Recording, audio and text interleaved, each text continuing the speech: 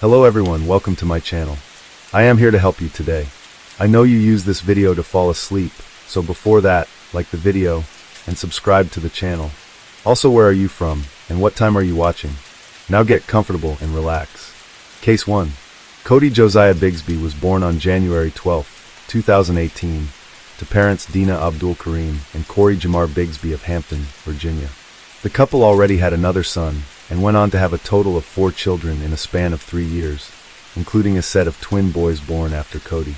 Cody was a cute little boy with curly black hair and sweet brown eyes. He had big dimples when he smiled and liked Spider-Man. Cody's parents never married, and the relationship ended in 2019. A year later, Dina was going through some major health issues, so it was decided that Corey would take custody of their children. According to Dina, Corey initially did not want to take Cody, calling him a mama's boy. Still, the couple agreed to meet for a handoff halfway between Corey's residence in Hampton and Washington, D.C., where Dina was now living. On November 1st, 2020, Dina gave the children to Corey, and that was the last time she saw any of her children for the next couple of years. She said that Corey refused to tell her his home address in Hampton so that she could visit her kids. On Monday, January 31st, 2022, Corey called the police at 9 a.m. to report that 4-year-old Cody was missing. 2 Hampton officers responded to Corey's address at the Buckrow Point Townhomes on Ramlet Drive. They spoke with Corey around 9:15, and he told them that he had awoken that morning to find Cody gone. The last time he had seen his son was around 2 a.m. when he had put the little boy to bed. He said he searched the home first, and then called 911 afterwards. Police immediately issued a press release asking the public to help in locating the little boy. He was described as being about 3 feet tall, and was believed to be wearing a black bomber jacket, black sweatpants, and Spider-Man flip-flops. The FBI soon became involved in the investigation, and 50 volunteers were enlisted to help the search for little Cody. One volunteer said that she signed up because when she heard about the missing child, it reminded her of Noah Tomlin, another little boy who had gone missing in Hampton 3 years prior. Sadly, Noah was not found alive, though volunteers hoped for a better outcome for Cody. We recently covered the story of Noah Tomlin, which you can find linked in the description box below. On Tuesday, February 1st, it was reported that Cody's parents were considered persons of interest. Hampton Police Chief Mark Talbot said that evidence hadn't matched statements that they had received from Cody's father Corey about when Cody had been last seen, although he declined to say what specific evidence they had found. He said that investigators were containing their search the area around where the boy had gone missing, and that they believed he was still somewhere within the metropolitan Hampton area.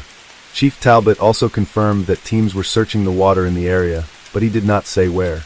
As the search continued into the second cold night, the Hampton police confirmed that they were searching the Hampton NASA steam plant as an element of comprehensive search Tuesday afternoon and evening.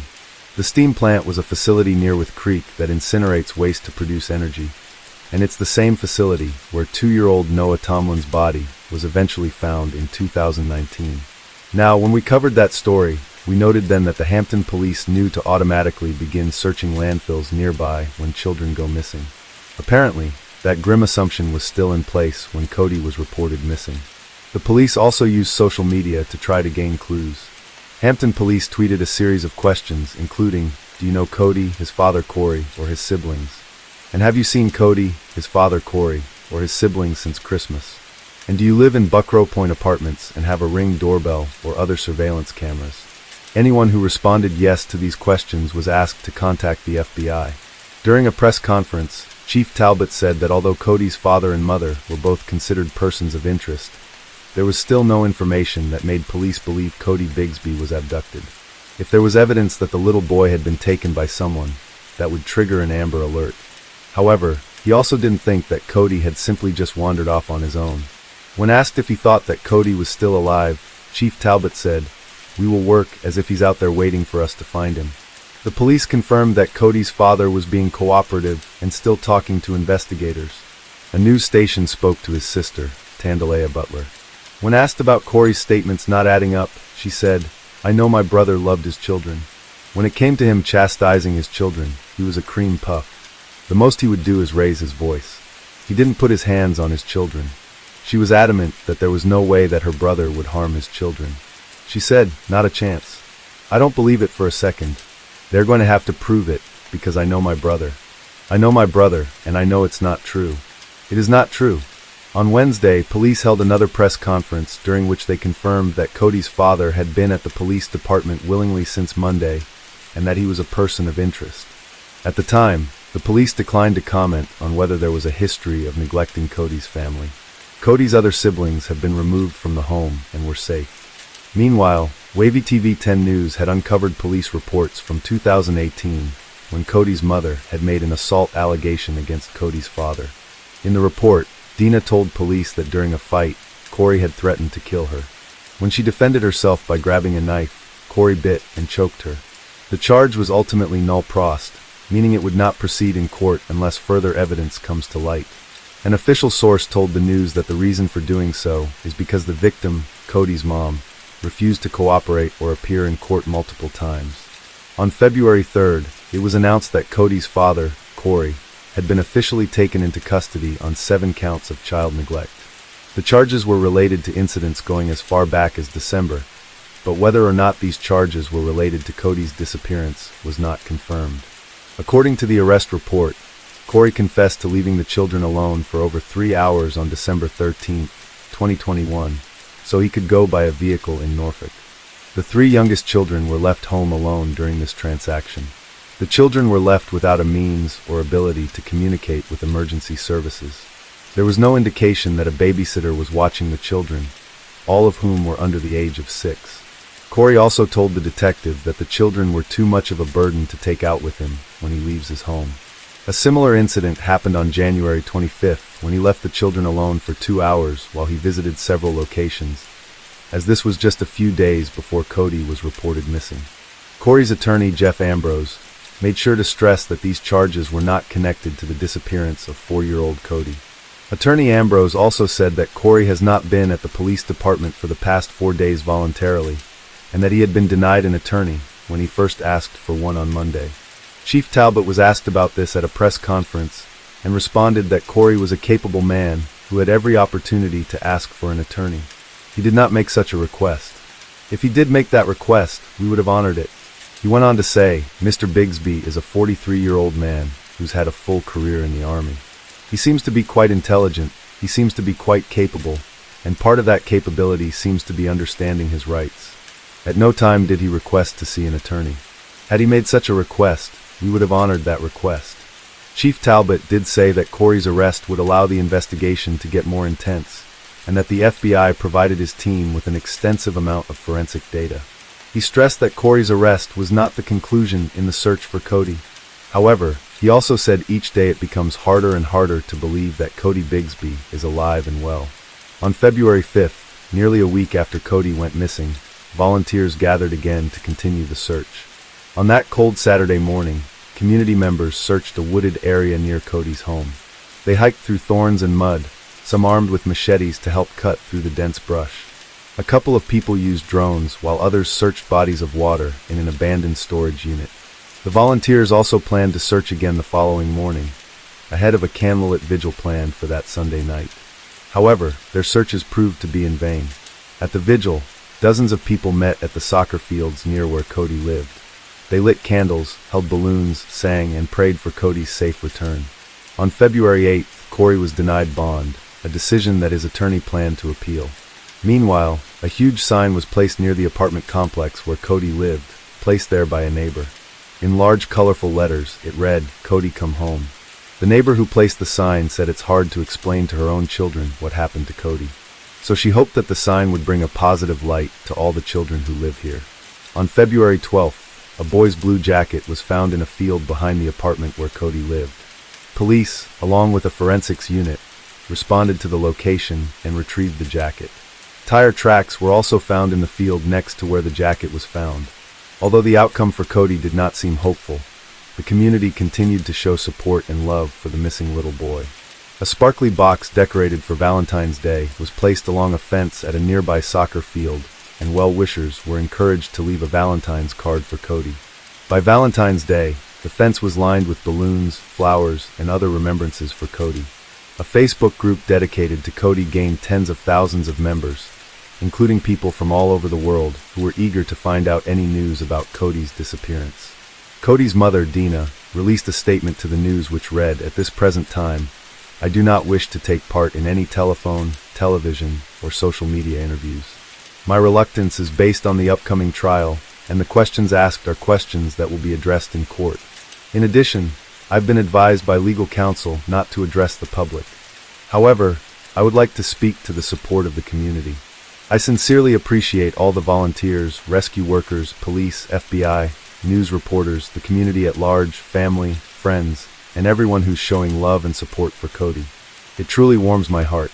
I am praying for the safe return of my baby boy Cody. I hope the public and the community understand and respect my position during this tragic time." A non-profit search and rescue volunteer team called Water Team Incorporated searched the area where Corey used to live in Norfolk, Virginia.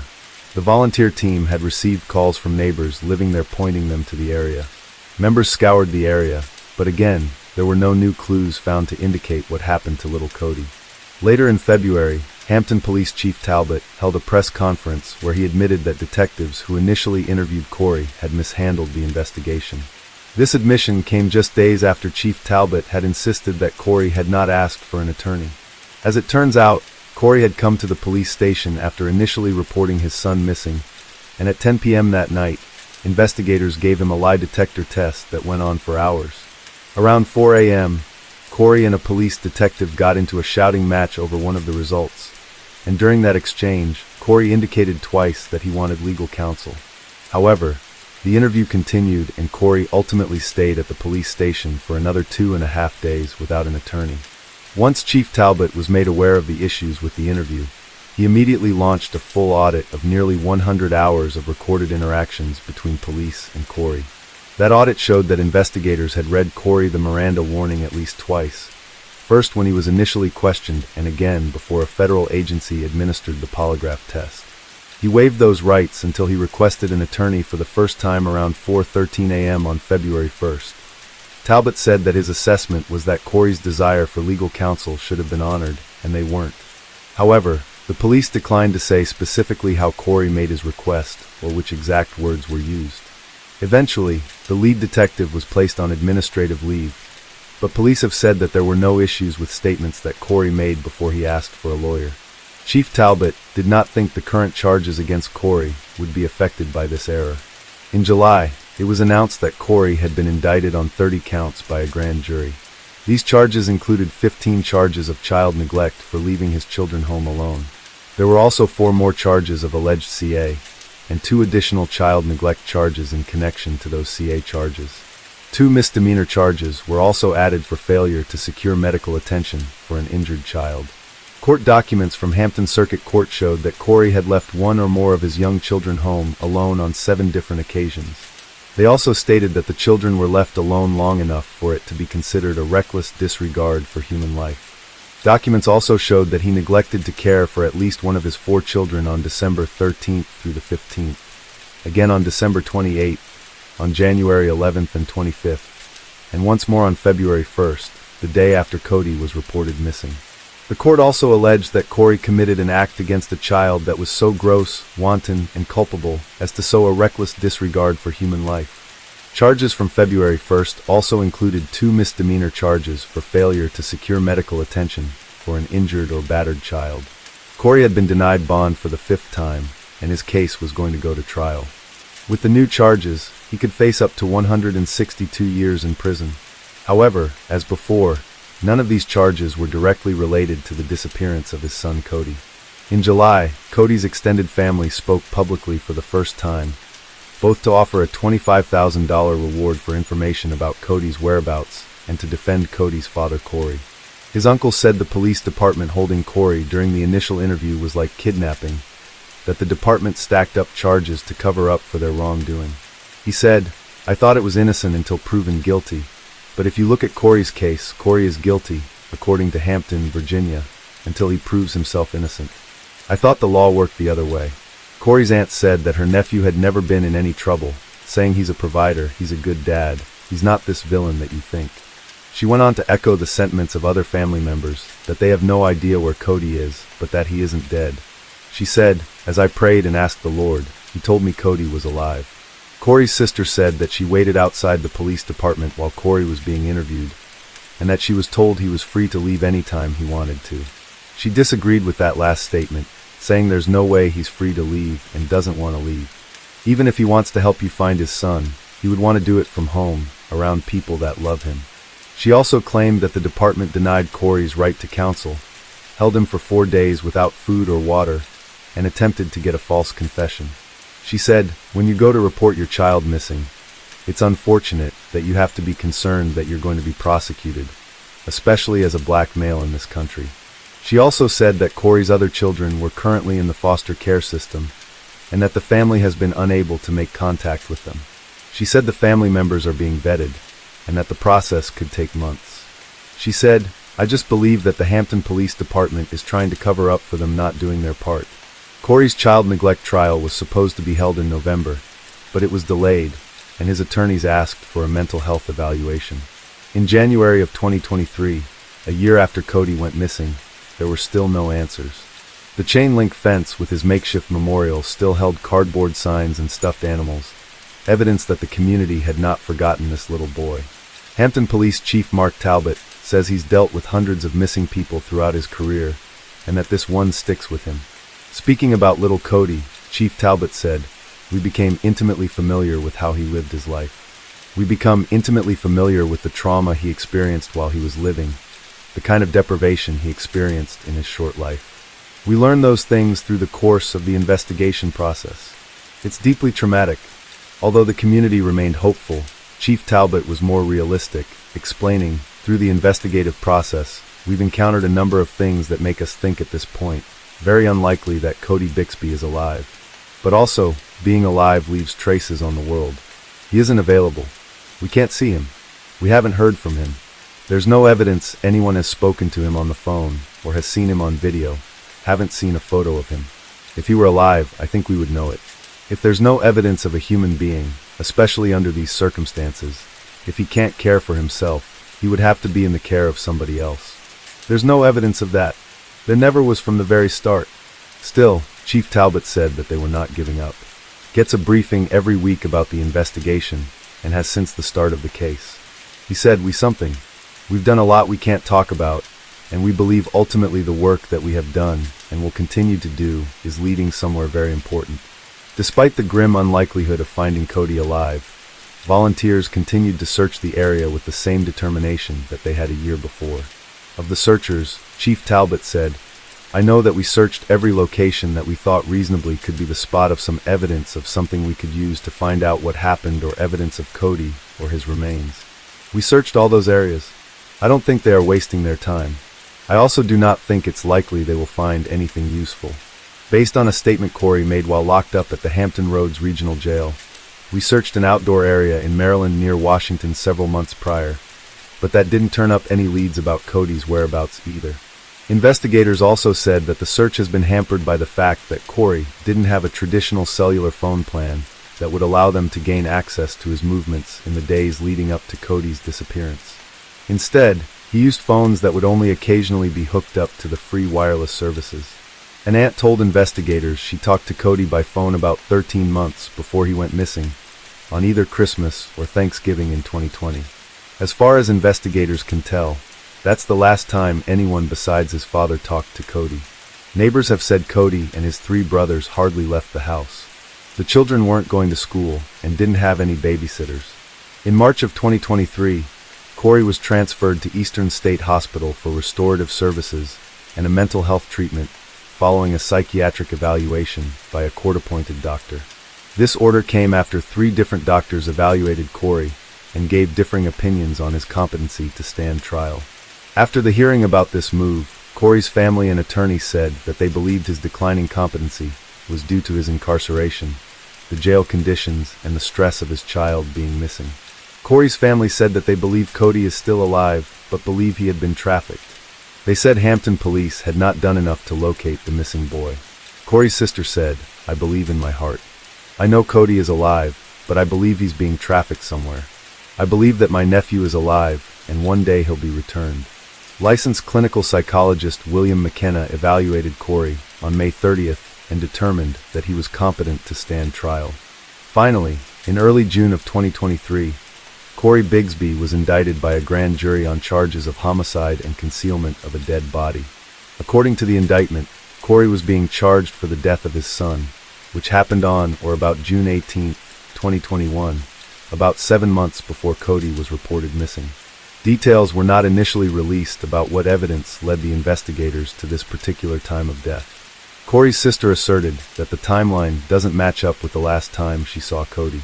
She said that her brother Corey and his 4 children, including Cody, attended a gathering at her house in the D.C. area sometime in September or October of 2021. The gathering was to mark the day of her late mother's birthday, and that the boys had been playing outside on the trampoline. She also claimed that another relative had been to Corey's house in December of 2021, that they had seen Cody very much alive at that time.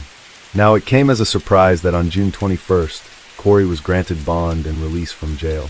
During the bond hearing, his defense argued that since no evidence had yet been presented, that there was a homicide and that there was no body that Corey was entitled to bond. On the other hand, Hampton attorney Anton Bell told a judge that Corey Bigsby is a danger to the community with a history of going AWOL in the military. Attorney Bell said evidence shows Corey killed his son, and that he believed Corey Bigsby will continue to hide the body if he's released. Ultimately, the judge granted bond, the total for all charges coming to about $80,000. Judge released Corey on house arrest to his older daughter in Norfolk. There were several conditions under this release, including that he cannot have contact with his other young children who live out of state. He also had a curfew and was not to leave the home unless it was for a doctor's appointment or court appearance. In early November of 2023, a hearing was held to determine whether to suppress key evidence during Corey's upcoming trial. Evidence, confessional letters that Corey had allegedly written while in prison and given to a corrections officer.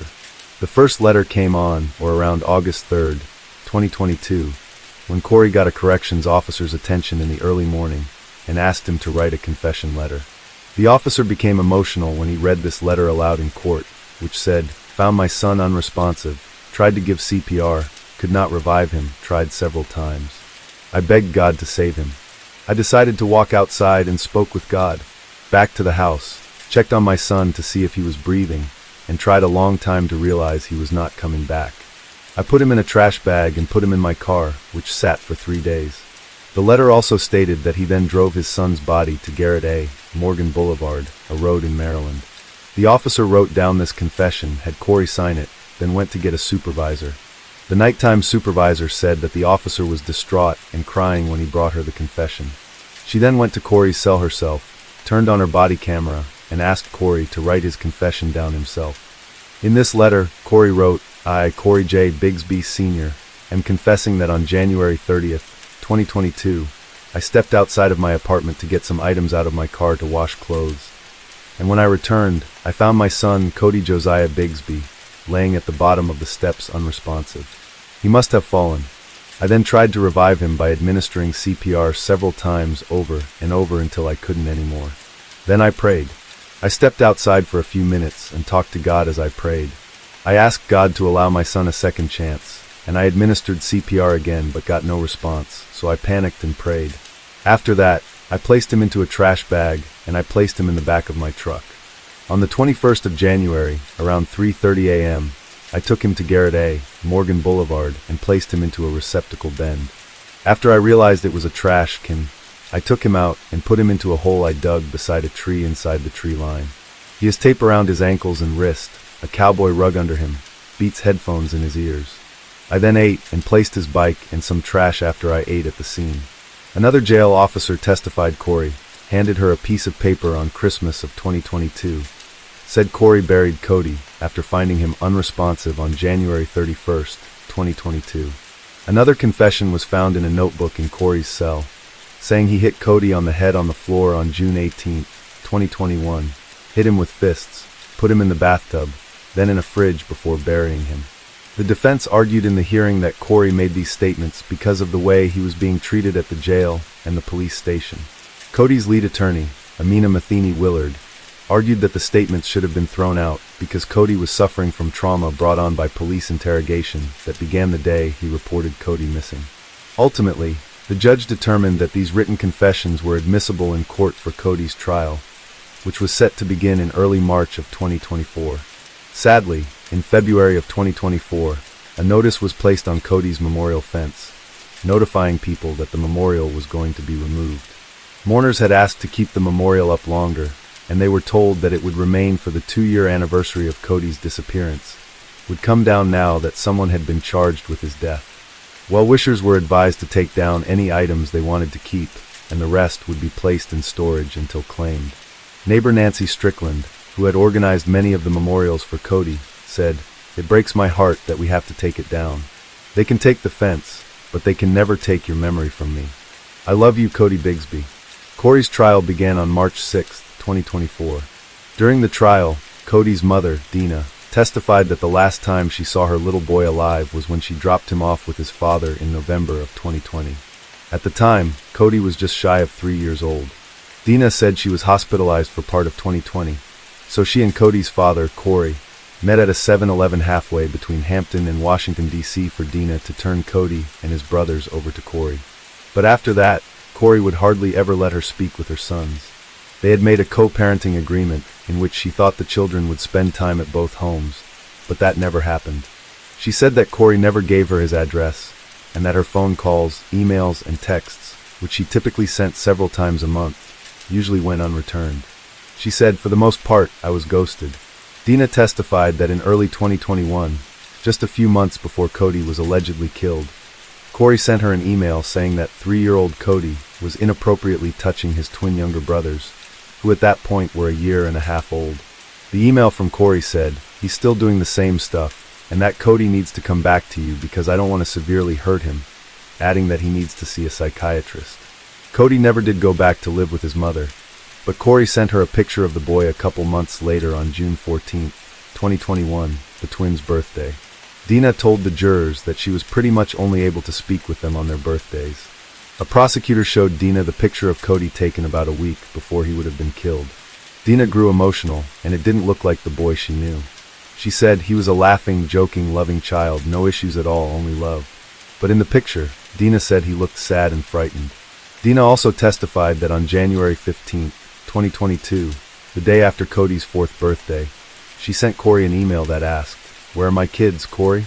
Are they alive?" 2 weeks later, when police called her to tell her that Cody was missing, she said she immediately got on the road and drove to Hampton. During a conversation with detectives and FBI agents investigating the case, she told them that Corey had previously threatened to do violent harm to him. When asked why she didn't do more to see her children during the 14 months after she turned the boys over, she said that she didn't want to drag them through her custody battle. She said that she tried continuously to talk to the boys and insisted several times that she was a good mother who loved her children. On the 4th day of the trial, Cody's brother, now 7 years old, testified remotely through video. He wore a powder blue bow tie and matching suspenders. The boy testified that he found his brother unresponsive on a bed, with his eyes open, saying his face was red, it was dry, and it was bruised. He said that he attempted to shake Cody awake before going downstairs and asking his father what was wrong with Cody. Corey allegedly told him nothing was wrong. During the testimony, Cody's brother began to cry, saying, "I was thinking he was dead." He also testified that he believed he was 4 years old the last time he saw Cody alive, which would have been before December 24, 2021. That would place Cody's death months before he was reported missing on January 31, 2022. In the 7-year-old's conversation with a social services worker, he said he remembered seeing Cody wearing a Superman costume at Halloween, but was not absolutely certain which year he was referring to. The child was also shown pictures of himself and his father, Corey, at Busch Gardens. He said twice that those pictures were taken after the last time he saw his little brother, Cody. A police detective said forensic data from Corey's phone shows those pictures were taken in July of 2021, a month after Corey allegedly killed Cody. The most damning evidence during the trial was, of course, the letters that Corey had written in jail. The correctional officers testified again about how Corey had first asked one of them to write down his confession. Then later, he wrote a longer statement for the supervisor. Those first notes, which gave a location where Corey had allegedly left Cody's body, had prompted a team of police investigators and FBI agents to search a location in Maryland. Despite having cadaver dogs, the search turned up nothing. Later on Christmas Day, Another officer was passing Corey's cell when he passed her another handwritten note. This one said, and I quote, "On January 31st, 2021, I, Bigsby Corey J., attempted to perform CPR on Cody Josiah Bigsby, and it did not work, so I attempted to perform CPR again, and it did not work, so I took him to building 5511 on Garrett A. Morgan Boulevard and buried him beside a tree behind the building, and I walked away." It should be noted that he wrote building, and that the court is not using this as an abbreviation. Then I drove home and prayed to Jesus to save Cody, and I failed him, so I am becoming tired of torture. So now I am confessing because my family and the police is conducting these crimes, and I cannot take it anymore. Sincerely, Corey Bigsby. The jail's medical staff determined that Corey should be placed on a safety watch and moved to a new cell. During this move, the same officer found a black and white composition notebook, which contained a more detailed confession. Both pages of the handwritten confession had big black X's drawn across them, but were still clearly legible. The officer was asked to read aloud this letter in court. It said, "November 5th, 2022, on June 18th, 2021, I, Corey Bigsby, walked in the room and grabbed Cody and dragged him into the kitchen and thumped his head on the floor and beat him with my fist. And he went into cardiac arrest, and I tried to perform CPR. Then he did not respond. Then I went upstairs with Cody and put him into the tub. Then I wet him up to see if he would respond. He did not, so I held him and prayed to God that he'd bring my baby back. Then I took him in the room and laid him in the bed. Then I went to the car and got a flashlight and charged it. I then went to the gas station and got gas. Then I went to the store and got snacks. Then I went to the restroom and pooped and wiped it off. Cody and I went to empty car wash and put Cody in a bag. Then I drove back home and put Cody in the fridge. Then I put Cody in the car again and drove him to building 5511 and dug a hole by the tree and buried him. Then went home and prayed for forgiveness. Then went to King's Dominion the next day, and I went to the hospital, and I dumped my clothes from the crime in the trash and burned them. Then the next day, I went back to burn Cody and cover up scars from the beatings. Then I went home and took a bath with DJ. Please accept my confessions. Sincerely, Corey Bigsby. Corey Bigsby. Week 2 of the murder trial began with the prosecution playing the 911 call that Corey placed to report his son missing. In the call, Corey said, "I think my son is missing. We are moving today. I looked upstairs in his room. I looked everywhere. Last night, he asked to go outside. Sometimes he creeps outside at night." During the initial call, Corey did not know how tall his son was, and when asked what his child was wearing, he said his Spider-Man flip-flops were also missing, so he must be wearing them. The defense called several people to the stand, including Corey's sister and a man who claimed to see Cody just 2 days before Corey reported him missing in January of 2022.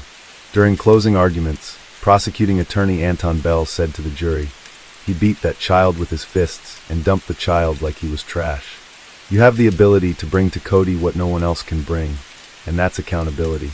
Defense attorney Curtis Brown said to the jurors that he believed there was a lack of forensics, DNA, or fingerprints to prove Corey killed his son and hid his body, saying not one soul saw my client do anything.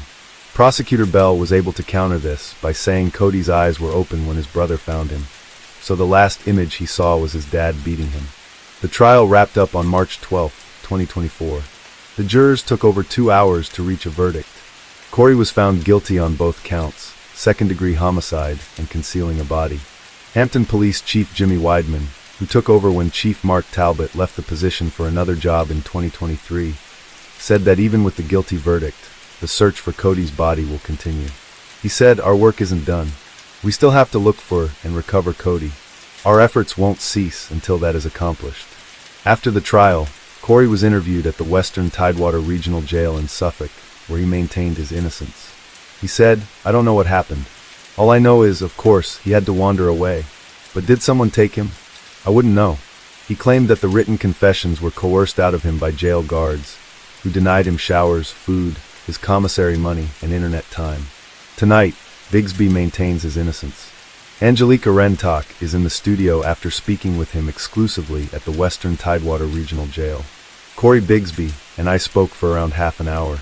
He says he's choosing to interview now because of what he describes as an unfair trial.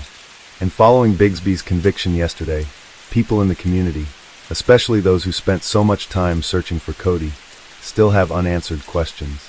Keep doing what you're doing. I appreciate what you're doing. I need that because as soon as we find Cody, I guarantee you, we'll find out that this is. No, I don't know what Cody is. I never knew what Cody is. And that's unfair too.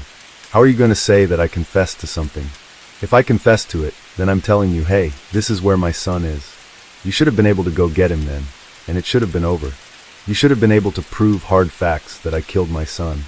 Shortly after Corey Bigsby reported his 4-year-old son, Cody, missing to Hampton police, in January of 2022, detectives arrested him on separate child neglect charges. He stayed in Hampton Roads Regional Jail for months. Bigsby alleges mistreatment from the correctional officers. They kept telling me, write a confession letter then. And I kept telling them, I'm not confessing to anything, because there's nothing to confess to. So I said, okay, I'll write a letter because they were telling me what to write through the intercoms. They were telling me what to write down on the paper, and I was telling them I wasn't going to write it. It went from that to them telling me specifically to write certain things that I wrote in the one letter that was X'd out. In that X'd out letter, Bigsby wrote about beating Cody to death on June 18, 2021. But Bigsby tells me he never hurt any of his children. One of his sons testified against him during trial last week. The now 7-year-old said in court, Cody looked dead on the bed in an upstairs bedroom. And all of a sudden, my son come and say some stuff that was coerced, knowing my son never seen his brother laying anywhere lifeless, none of that. On June 18, 2024, the 3-year anniversary of Cody's death, Corey was sentenced to 45 years in prison for the homicide of his son. As appalling as it is, 40 years is the maximum sentence that was allowed for second-degree homicide in Virginia, plus 5 years for concealing a body. He is still facing a possibility of 162 years for the other pending charges of child neglect. In the courtroom, Cody's mother, Dina, spoke about the impact her son's death has had on her and her other children. She said, I have to live with the fact that I put my kids in the hands of a sociopath disguised as a father. She asked the judge for the maximum sentence, saying Corey doesn't deserve to see the light of day again. She said, I pray Cody haunts him for eternity. In January of 2024, 2 years after Cody was first reported missing, a bill was introduced in Virginia to enact a new alert for when a child goes missing. The intent was for this alert to fill the gaps when a case doesn't meet the criteria for an Amber Alert. If you've watched this channel for a while, you probably know that the Amber Alert has strict criteria, including reasonable belief that the child has been abducted, is in imminent danger of bodily harm, and that there's enough descriptive information about the victim and the abductor. Cody's case didn't meet these criteria, as there was no evidence that Cody had been abducted. A new proposed alert called the Cody Alert would broaden the parameters to include pretty much any case where a child is missing, abducted, or not. The new alert, law enforcement could trigger the alert right away, popping up on phones within a 10-mile radius. They could also resend the alert every 10 minutes and widen the radius as needed. The new bill was officially signed into law by the governor in May of 2024. Officials were given a deadline of summer 2025 to set up the new Cody Alert. However, Virginia State Police were able to begin implementing the new alert months ahead of schedule in September of 2024. As of October 16th, 3 Virginia children had received Cody alerts, and all 3 were found safe. According to the Norfolk Police Department, the Cody Alert helped bring a 12-year-old girl home safe earlier this October. Delegate A.C. Cordoza, who helped author the bill for the new Cody Alert, said he helped search for the missing 4-year-old boy who inspired the new alert. He said, I'm glad that we're remembering Cody every time we do one of his alerts. It means the world to me. We want to say, I want everyone to remember what happened here in Hampton and the young man who was lost. What we're doing is making sure that doesn't happen again. We'll be awaiting the verdict for Corey's child neglect trial, which will hopefully end with more jail time than the meager 45 years that he was sentenced for Cody's death. He is currently being held at the Nottoway Correctional Center in Buckville, Virginia. As of the time of this recording, Cody has not revealed the whereabouts of his son's body. It seems likely that Cody is buried in a shallow, unmarked grave, somewhere cold and alone. He has not had a proper burial, no headstone, and now there isn't even a chain-link fence memorial to remember Cody. His memory will have to live on in the hearts of those who knew the little boy with his dimpled smile. We do know that at least his name will live on through the Cody Alert, which is already helping other missing children in just the first couple of months. Maybe his memory will be able to help save the life of some other missing child, even when there was no one there to save him. Amari Jordan Nicholson was born on October 26, 2018 in Nevada to parents Giorgio Hayes and Taylor Nicholson. People who knew him recalled him as a calm, fun, and sweet toddler. He was an adorable little boy with curly brown hair and big brown eyes. Pictures of Amari showed him as a happy child, often smiling and cheerful. Amari's favorite TV character was Mickey Mouse. According to Taylor, her son loved pizza, oranges, and watching Cocomelon on YouTube. Amari enjoyed dancing around to music and was known to be patient with everyone and was just a happy-go-lucky little boy. Jacques Knowles, who was an ex-boyfriend of Taylor's, recalled, "He was just a calm, sweet baby. He was never difficult, never. If you heard him cry, it's because he needed something." Taylor and Jacques had split up the previous summer, but they remained on relatively good terms. However, Amari's biological parents had a strained relationship, and they had broken up before Amari was born. Taylor had claimed that Giorgio was physically violent to her while pregnant. Because of their disdain for each other, they did not have much contact. Though Taylor had sole custody of their son, Giorgio had made attempts to have visitation with Amari during the holiday season of 2021. Now, Giorgio and Taylor had been working on re-establishing a connection for Amari's sake, but progress between them was slow. At the time of our story, Taylor was living with new boyfriend Terrell Rhodes in the Emerald Suites located east of the Las Vegas Strip. Taylor's mother, Carrie Howard, did not have a high opinion of Terrell. She thought Terrell was on drugs and warned Taylor not to date him. Carrie had known Terrell and his family for 12 years and felt he wouldn't be a good partner to her daughter or a good stepfather to Amari. However, Taylor chose not to take her mother's advice, even though Terrell had a criminal record. He had been released from prison following convictions for burglary and robbery the year prior to the start of their relationship. Carrie had also suspected that Terrell had been violent with Taylor and Amari, and she tried to get social services involved as a result. On June 10, 2020, a call was placed to the Clark County Department of Family Services reporting bruises and suspicion of neglect of Amari. DFS conducted an investigation, but the case was officially closed just a few days later on July 14th of 2020. Carrie was dumbfounded that the couple hadn't been drug tested, as she believed it to be a contributing factor in the instability and violence that was taking place in the home. In May of 2021, Taylor was traveling to Colorado to visit her mother, as Carrie had suffered a serious dog bite injury and was recovering from surgery. Taylor left Amari in Terrell's care while she was away caring for her mother. According to Carrie, Amari was supposed to be with Taylor when she came to care for her. In fact, she had bought both of them a one-way ticket to Colorado, as they were supposed to stay at least until the end of May. Instead, Amari disappeared on May 5, 2021, while under Terrell's supervision. Upon learning that Amari had gone missing, Taylor called the police and rushed back home from Colorado, believing that her son had been kidnapped from their home. Over the course of the investigation into Amari's disappearance, interviews with Taylor and Terrell seemed to contradict their original version of events. Terrell told reporters, "We had just woke up. I had just fed him breakfast, and I was in the room on my phone laying down. He's in there playing with his toys, and all of a sudden there's a knock on the door. And it was a woman saying that she was Taylor's baby daddy's sister. And she says she's there to pick up my stepson. I never seen any sides of Taylor's baby daddy's family. So I never recognized her. So then I go to proceed to, okay, I'm gonna pack him a bag up, pack some of his belongings. And when that happens, I turn around to call Taylor to tell her if was this really prearranged? And as I'm doing that, the sister says she don't need anything for my stepson. They got everything they need for him, and basically just took off. An Amber Alert was issued, but was subsequently canceled as the state of Nevada requires both a vehicle and an abductor description to meet the criteria for an Amber Alert. Since there was no known vehicle involved in an alleged unknown family member was believed to be responsible for the abduction. The state of Nevada Amber Alert criteria wasn't met. According to Taylor, police told her the reason for canceling the alert was because the matter was now for the courts, as they believed it was a family issue and not an abduction by a stranger.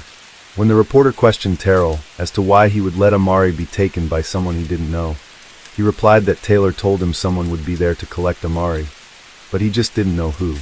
In the beginning, Taylor claimed that she never said that. However, the couple would go back and forth on whether or not Taylor did or did not say someone would be coming by for Amari. Taylor initially stuck to Terrell's version of events. Couples shifted the focus away from Terrell, by suggesting that Giorgio's family stalked them until they figured out where she and Amari lived. Taylor and Giorgio weren't on the best of terms with each other. They were asserted that Terrell didn't have anything to do with her son's disappearance, placing the blame squarely on Amari's father.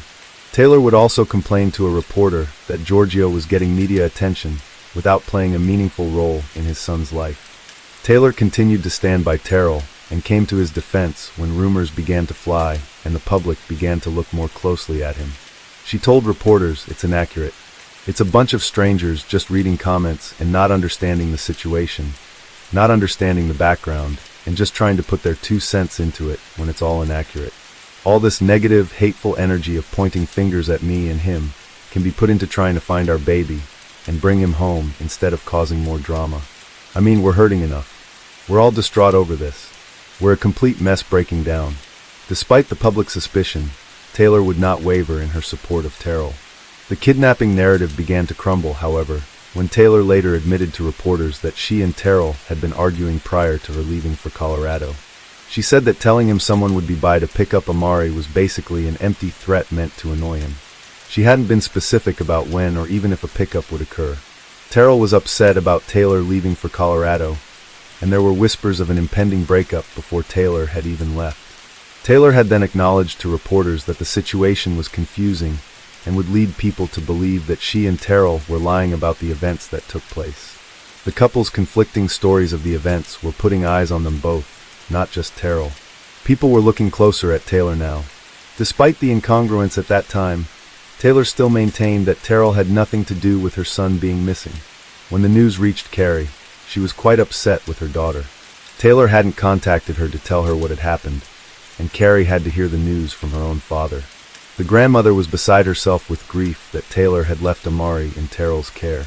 She was also confused as to why Taylor didn't take Amari with her to Colorado like they had originally talked about. During an interview, Taylor declined to say why she had opted not to take Amari to Colorado with her. According to Carrie, all Taylor had to do was ask, and they would have helped her if she needed them.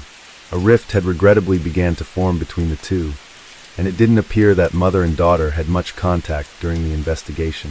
In fact, May 8, 2021 was the last time Carrie and Taylor had spoken while Amari was still missing. They were at odds over the whole situation, and hadn't been talking to each other as Taylor continued to stand by Terrell. On May 7, 2021, Taylor told reporters, "Terrell loves Amari like he's his own. He's been the one who's been taking care of Amari. Amari loves Terrell just as much at this point. You can't sit here and say anything negative for a man to be taking care of another man's baby. He never handed the baby off to anybody." Terrell remarked that it was sick that people were making assumptions about what happened to Amari and thinking that he had been involved. He was annoyed that people believed that he was gaslighting Taylor into believing him. During this particular speech, Terrell avoided looking at the camera and would shift his gaze to his feet or off into the distance. Still, Taylor wouldn't hear anyone would criticize Terrell. Message to the public is, we miss our baby boy, and if he's watching, mommy and daddy loves you, and we hope you get home soon and safely. To the public, just, share our posts on Facebook, share the news reports, and try to get the word out and his picture around, and keep on a lookout to be able to find, where he is and to be able to bring him home back safe and sound. My mom got attacked by a dog, and it chewed her tendon in her ankle, so she had to have 2 hours of surgery and over 60 stitches, so she was crippled, not able to walk. So I left on Friday to go to help take care of her, and I had only been gone 4 days before I woke up to a phone call saying my son was gone. And when I found that out, I hopped in the car and drove 2.5 hours to get to the airport, since it's a small little country city, and hopped on the next plane and landed in Vegas around 2:30, and then that's when the search was able to happen. I had called police at 7 in the morning to be able to report him as the missing child, and the responders came out, and one called and spoke to me over the phone, the other talked to my boyfriend about the situation of what happened, and it was that they had a misunderstanding and canceled the search, and so my son was missing for 8 hours with nobody looking for him. And then when I came in town, and they were finally able to speak to me, is when they finally were able to report him as missing, and they've searched everything trying to do what they can. We just wish it was, a little bit more. From my knowledge, I was already notified that somebody would be coming over, but I didn't think when I didn't know when I didn't expect when. And then when somebody did come, they notified themselves as my girlfriend, baby daddy's sister, and they said they was sure to pick up the mark and notified me that it was already prearranged, so from my understanding from already being told by my girlfriend that somebody would be over. I wasn't told who I wasn't told when, but I still had that in the back of my mind, so when that person knocked on the door, that's what my mind recommended right back to, so that's who I thought was gonna pick up Amari. And as I'm finna call my girlfriend and pack back his bag at the same time, she says that they already got everything that they need for him, and I don't need to pack anything, he'd be fine. And she regulated, and she proceeded out the door, and as I'm on the phone trying to call my girlfriend, I that my last look of her was just walking down the stairs, so I closed the door, and I started calling my girlfriend over and over until she answered the phone, and I asked her was anybody supposed to come that day to pick up Amari, and she said no. I said the lady just came to the door, says that she's her baby daddy's sister, and they just picked up Amari, and she started freaking out. That's when I ran out the door, and immediately start coming to area looking around, see what I can. I ain't see nothing. Bring her son back, wherever you are bringing back, like immediately. It's disgusting. I mean, he's a helpless 2-year-old, he's tiny, and can't fight back. He doesn't know where he's at, doesn't know where mommy and daddy are, because we're the only 2 people that he knows, and he needs medicine. He's scared. He doesn't know who these people are, and we just asked to bring him back safe and sound because he doesn't deserve this. This is not okay. And it's what's really sickening is that people is making assumptions, thinking that I have something to do with it, that I have her manipulated in some way, which that's sickening to me also, because he loves me. We ain't never nothing like that, apparently not now. We're just waiting, hoping something pops into the air, someone slips up, and he's able to return home.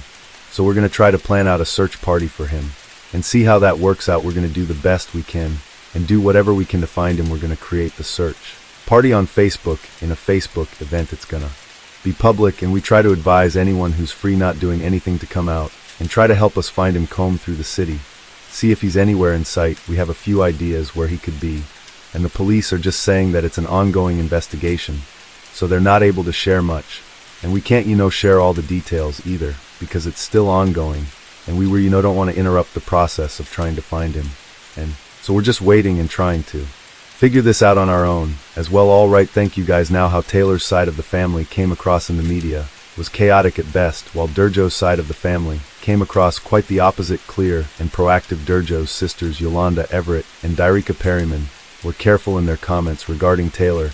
They didn't want to speculate or throw unnecessary animosity in an already tense situation. Yolanda and Dyrika firmly denied that their family had anything to do with Amari being missing, but admitted to a strained relationship with his mother. Sisters publicly affirmed that despite the difficulties between them, they've been more than willing to work with Taylor to help her find Amari. The sisters were active law enforcement efforts and participated in a live news conference 6 days into the search, asking anyone with any information pertaining to Amari to come forward. Several search teams had been involved, going door to door and handing out flyers. In partnership with Nevada Child Seekers, reward of $30,000 was offered to anyone who could bring Amari home safely. On May 11, 2021, sometime after the news conference, Terrell finally broke down after being confronted with evidence of soiled clothes and blood found on the wall of his apartment. He finally took responsibility for Amari's disappearance. Terrell admitted that he had struck Amari several times with a closed fist after the boy had wet himself. Amari stopped breathing and he tried to perform CPR, but he couldn't revive the boy before finally telling the truth to authorities. Terrell held up the facade that Amari had been kidnapped. On May 8, 2021, 3 days into the search, he told reporters, "I just want him back where he needs to be, back with us. This is not a finger-pointing game. Our son is really missing." Less than a week later, the truth would come out and prove him to be a coward and a liar. After coming clean, Terrell suddenly lost his composure. He began crying, babbling incoherently, and began to mentally break down. He attempted to grab a police officer's gun. Terrell lunged over the table at the seated officer, while a standing officer was attempting to console him. He struggled with the officer's holster, but the seated officer immediately had Terrell's hand gripped tight to restrain his access. 2 more officers from outside the room came in to assist the other officers and restrain Terrell well. Right now we're getting a look at the moment of murder. Suspect grabbed a gun from police officers as he was being interviewed, but Rhodes is accused of killing 2-year-old Amari Nicholson. Now police say during the interview, as you see here, Rhodes gets violent, asking officers to kill him. Right now he's facing attempted murder charges after pulling the gun on the officers. Now thankfully no one was hurt in this confrontation.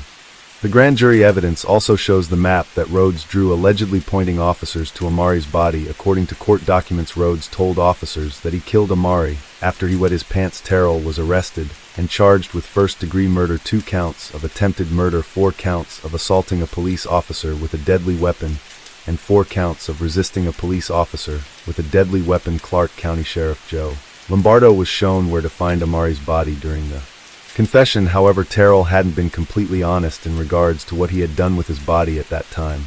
So the search for Amari continued after Terrell's arrest. Law enforcement believed they would not locate a body in this case, but Terrell eventually drew them a map, as shown in the video.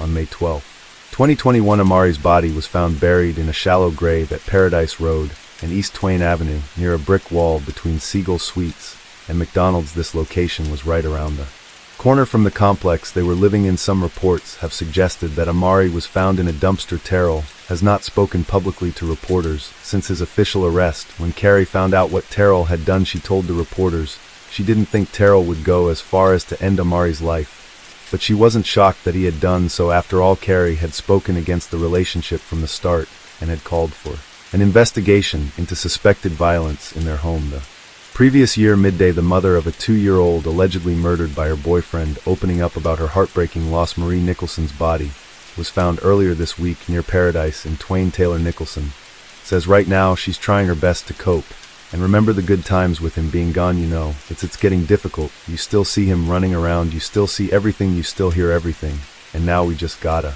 live through what he loves the most to keep his spirit close to all of us. Metro police say Terrell Rhodes was taking care of Amari while Taylor was in Colorado caring for her mom. In an arrest report, Rhodes admitted to hitting Amari several times after the toddler urinated on himself. Police say Rhodes and Taylor were dating and just broke up before Amari's death. When Taylor heard the truth, it was the final blow to her trust and confidence in Terrell. She felt betrayed. However, the time had come for her to take responsibility for the fact that she had stubbornly stood by Terrell's version of events. Knowing she was never serious about anyone coming to pick up Amari, the public had already been looking at Taylor with a measure of suspicion, and the truth coming out finally put more focus on Taylor's handling of events. If Taylor knew there was never a plan to actually have someone pick up Amari, why did she believe Terrell's version of the events? Why didn't she doubt Terrell's story? Instead of feeling guilty, Taylor took a defensive stance.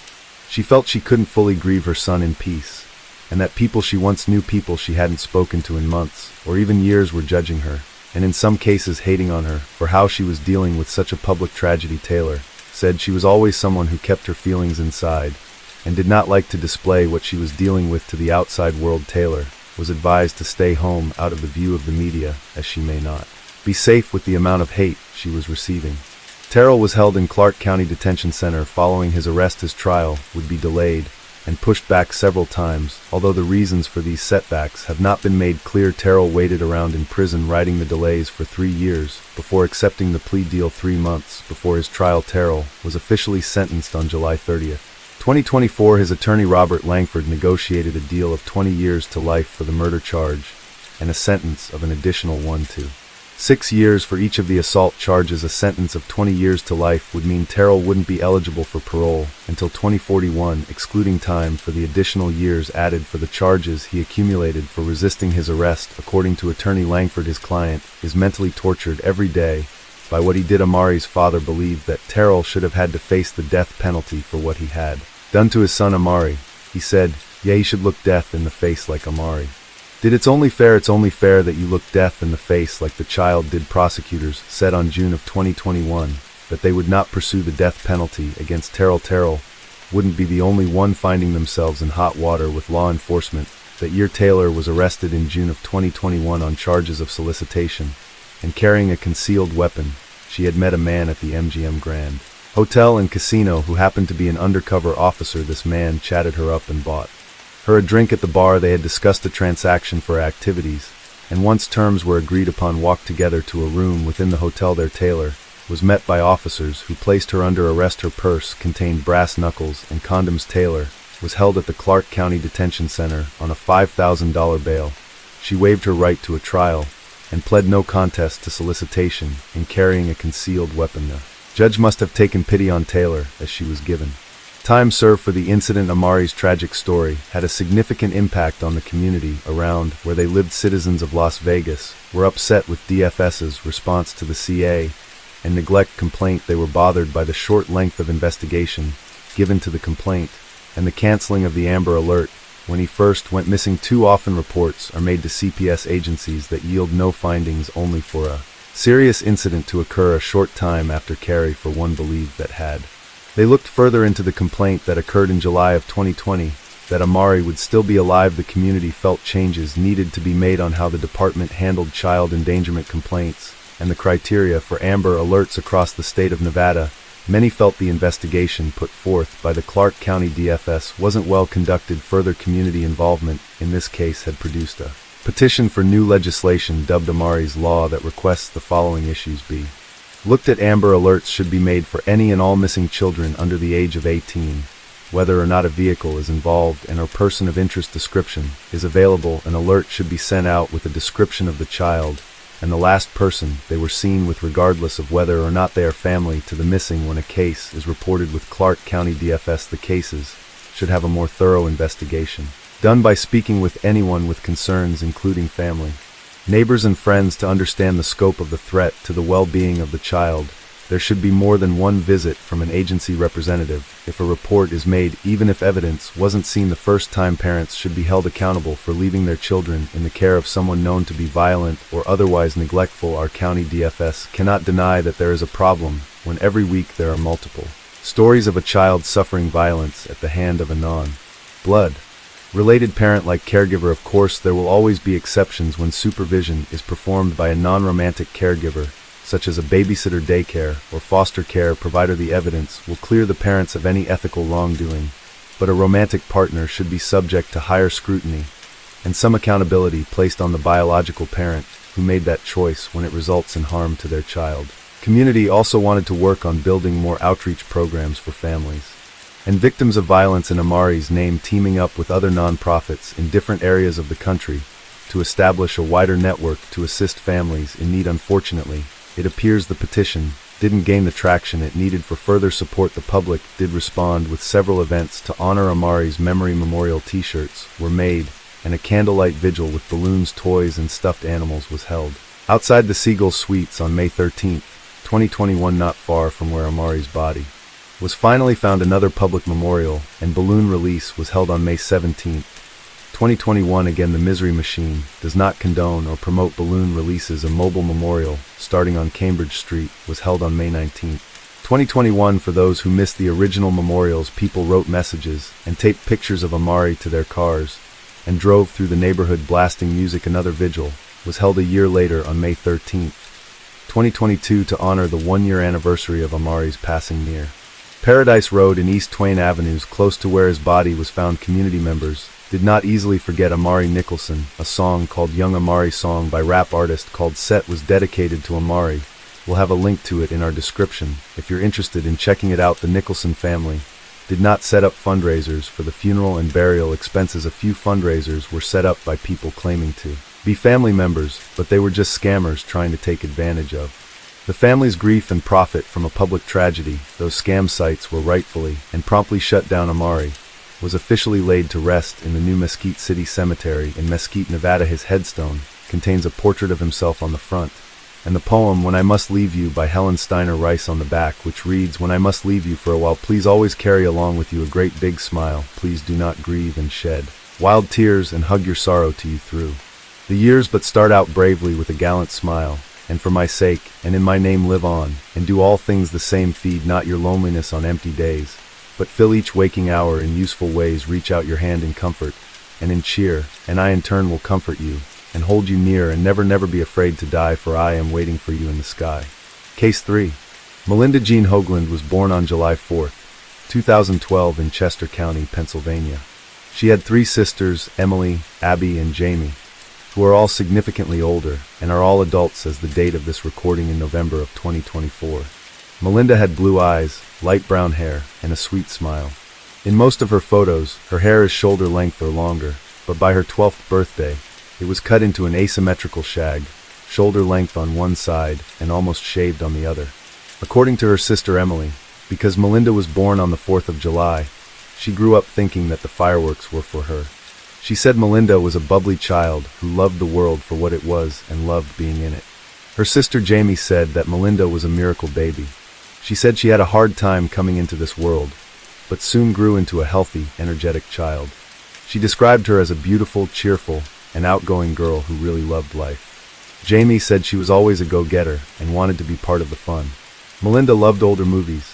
Jamie said she was very advanced in her time and loved movies that were made way before she was even a thought. She also loved school, got good grades, and was an honor student. In pictures from happier times, she cuddled with her sister's dogs, giving them a big hug even though they were bigger than she was. Another photo captured her smiling and eating a cupcake with blue sprinkles. Blue was her favorite color. In another, she drank a milkshake while sporting a silly grin. In her elementary school graduation photo, she stood tall and looked proud wearing a red academic robe with sleeves so long that her little hands didn't show. Her family shared a video clip taken from when she was younger that shows the love for life that she had. In the video, she played the children's game Pie Face. The game centers around a hand-cranked gadget that bonks the losing player in the face with a dollop of whipped cream. On her turn, Melinda moved the crank cautiously. She was startled for a second when the whipped cream hit her in the nose, but quickly broke out in a smile and a laugh. She scooped a bit of the whipped cream off of her nose and gave it a taste, turning her loss into a happy and sweet moment. The name of Melinda's mother has been kept out of the press in order to protect her privacy. Her father was Rendell Hoagland, and he was also the father of her older sisters that they shared a different mother. The older girls were raised by Rendell and their mother up until Jamie, the second youngest, was about 5 years old. Then the couple divorced. They said their father could be strict at times, and he believed in spanking and corporal punishment, but they claimed he wasn't violent when he was raising them. They said he did have a history of misusing prescription medicine in the past, but it seemed those struggles were behind him. About 8 years after the divorce, Melinda was born. Though the older girls primarily lived with their mother, Rendell had visitation, and they regularly spent time with their father. By all accounts, Melinda's early life was a happy one. As the youngest daughter, she was considered Rendell's favorite. Jamie said she had charmed her father, and the dad she knew would have done anything for Melinda. Eventually, Rendell and Melinda's mother split up, and at first she stayed with her mother, who had primary custody. However, a few things happened over the next few years that changed Melinda's life significantly. First, according to family members, Melinda's mother was diagnosed with multiple sclerosis, an autoimmune disease that causes the body to attack the protective covering of the nerves in the brain and spinal cord. While some cases of MS can be mild, Melinda's mother was not one of the lucky ones. Her medical condition got progressively worse to the point where she was profoundly disabled. She wasn't able to take care of herself, let alone take care of a child, and she had to be moved into an assisted living facility. Still though, Melinda had her father to take care of her, and other loving family members as well. From 2018 to the middle of 2020, Sister Jamie lived with Melinda and her father, and Melinda continued to excel in school, trying to make the best of difficult circumstances. Around that time, Rendell met Cindy Warren, and his new relationship would cause heartache and pain for all of his children. When Rendell met her, Cindy had custody of her own child, a little boy we will call G, who was born around 2016. At first glance, she seemed like a decent mom. The boy seemed healthy, happy, and cared for. But he wasn't her first child, and Cindy had several secrets that would make anyone question her suitability to take care or even be around children. Now, back in the 1990s, Cindy began a relationship with a man named McKinley Warren, and in 1996, she and McKinley had their first child together, who was a son. The next year, she had another son with McKinley, but that wouldn't be the only baby he fathered that year. After what he called a one-night stand with a different woman, she became pregnant with his child and gave birth to a daughter named Jessica Bach in 1997. Now, Jessica's mother struggled with an addiction to crack, so the toddler was sent to live with McKinley and Cindy in 1999. Within 2 months, she stopped speaking and trying to walk, lost weight, and cried all of the time. Monroe County Child Protective Services removed her from their home and placed her into foster care, but the agency returned her to the couple in September of 1999 after she was diagnosed with a failure to thrive. On December 1st, 2000, McKinley took Jessica to the ER with a head injury. He told him she'd accidentally fallen out of his car, smacking her head against the edge of the sidewalk. The next day, she died from her injuries. Later that month, Cindy and McKinley got married. Although her death was ruled a homicide, no arrests were made because, according to the Monroe County DA, we couldn't say definitively whether or not Warren or his wife Cindy killed the child. As usual in cases like this, CPS didn't release many details because of privacy issues, but newspaper reporters were able to track down where the children were living based on public records. It is unclear whether the couple briefly lost custody of the other two boys while police investigated Jessica's death. But if so, they soon got the boys back and Cindy had another child with McKinley. January of 2003, all three of their children were placed in foster care until April of that year, when they were placed in a kinship care with an undisclosed family member. In late 2005 or early 2006, Cindy had another son who was taken shortly after birth and was placed into foster care. She claimed McKinley was the father, but he didn't believe her until a paternity test proved the child was his. In February of 2006, the infant along with his siblings were returned to the couple's care. During her interactions with the agency, Cindy learned that their primary goal was reunifying families, and she learned to say what the social workers wanted to hear, so they would return her children to her. But the reality inside the Warren home was far different than what she said. In 2007, an anonymous call was made to CPS reporting the terrible CA Cindy's 3-year-old son was suffering. While the older kids were in school, the youngest was trapped at home and seemed to bear the brunt of his parents' anger. Sometimes the toddler was kicked out of the house and locked outside all day while his siblings were in school. Other times he was locked inside a bedroom for days and not allowed out. His older siblings were allowed to hit him. The caller said the boy was covered in bruises and doesn't talk because he is abused. A police officer and CPS caseworker investigated, first talking to the older siblings who said they were afraid of their father and claimed they'd seen him hit their youngest brother. When the officials asked to see the boy, his siblings brought him to the door. Toddler was wearing nothing but underwear, so the officials could see all the injuries on his body. They noted multiple bruises, ligature marks, a burn and injuries to his head, similar to the head injuries little Jessica suffered many years prior. As a result of the investigation, police finally had enough evidence to arrest both Cindy and McKinley for Jessica's death 7 years earlier. Cindy took a plea deal and agreed to testify against McKinley. He's found guilty of beating his daughter to death and sentenced to 50 years in prison. He's currently still serving that sentence at SCI Phoenix in Montgomery County, Pennsylvania. The murder charges against Cindy were dropped, but she pled guilty to child endangerment for the CA of her 3-year-old son. It was sentenced to 3 to 7 years in prison. She got out sometime between 2010 and 2014. By 2016, she was pregnant again and gave birth to her son, G, who she was caring for when she met Rendell sometime around 2018. Once she saw that her father's relationship with Cindy seemed to be getting serious, Melinda's sister Emily wanted to know more about her. So she Googled Cindy's name. She was shocked to find out that she had been in prison for CA. Concerned, she told her father about what she had found. She said, "I had said something to my dad like, 'Hey Dad, do you know what this woman has been accused of? Do you know what she's done?'" Emily was surprised when she realized he had known all along. She said he told her, "We don't talk about that." Now, even though she was a grown adult and had a friendly relationship with him, he didn't want to hear about her concerns. When she continued to express them, he told her, "You're my child, not my friend. You can't correct me." And Cindy backed him up.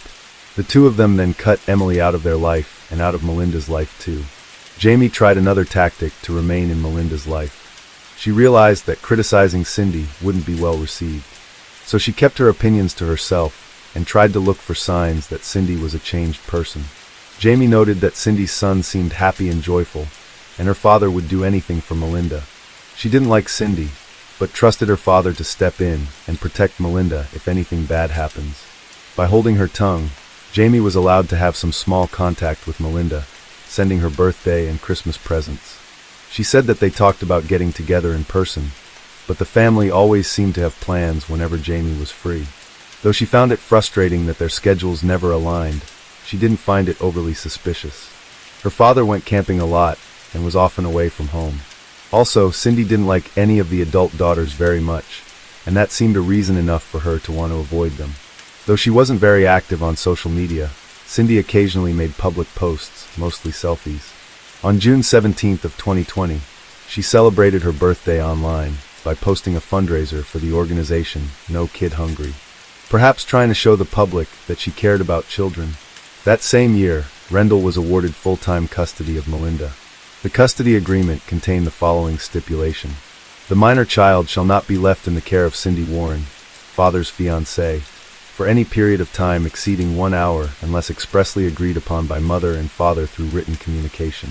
Though Cindy was listed on the paperwork as Rendell's fiancée, she remained married to her first husband. Given Cindy's history, this seemed like a reasonable stipulation, and it could have protected Melinda if Rendell had actually followed it, but he seemed to be following his heart instead. His relationship with Cindy got more and more serious.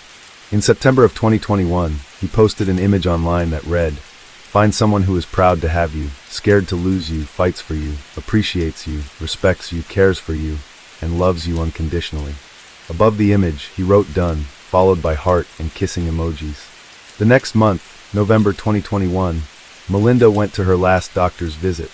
At 10 years old, a healthy weight for her would fall between 54 and 106 pounds. So at 77 pounds, she was perfectly healthy and normal for her age. That same month, text between Cindy and Rendell first mentioned an assault resulting in an injury to Melinda. Next year of 2022, Cindy and Rendell moved to a home on Reed Road in a rural part of Chester County, 2 hours away from Melinda's sisters and other family. Despite the custody order, which prohibited Cindy from living with and caring for Melinda, she and her son moved in with Rendell and Melinda.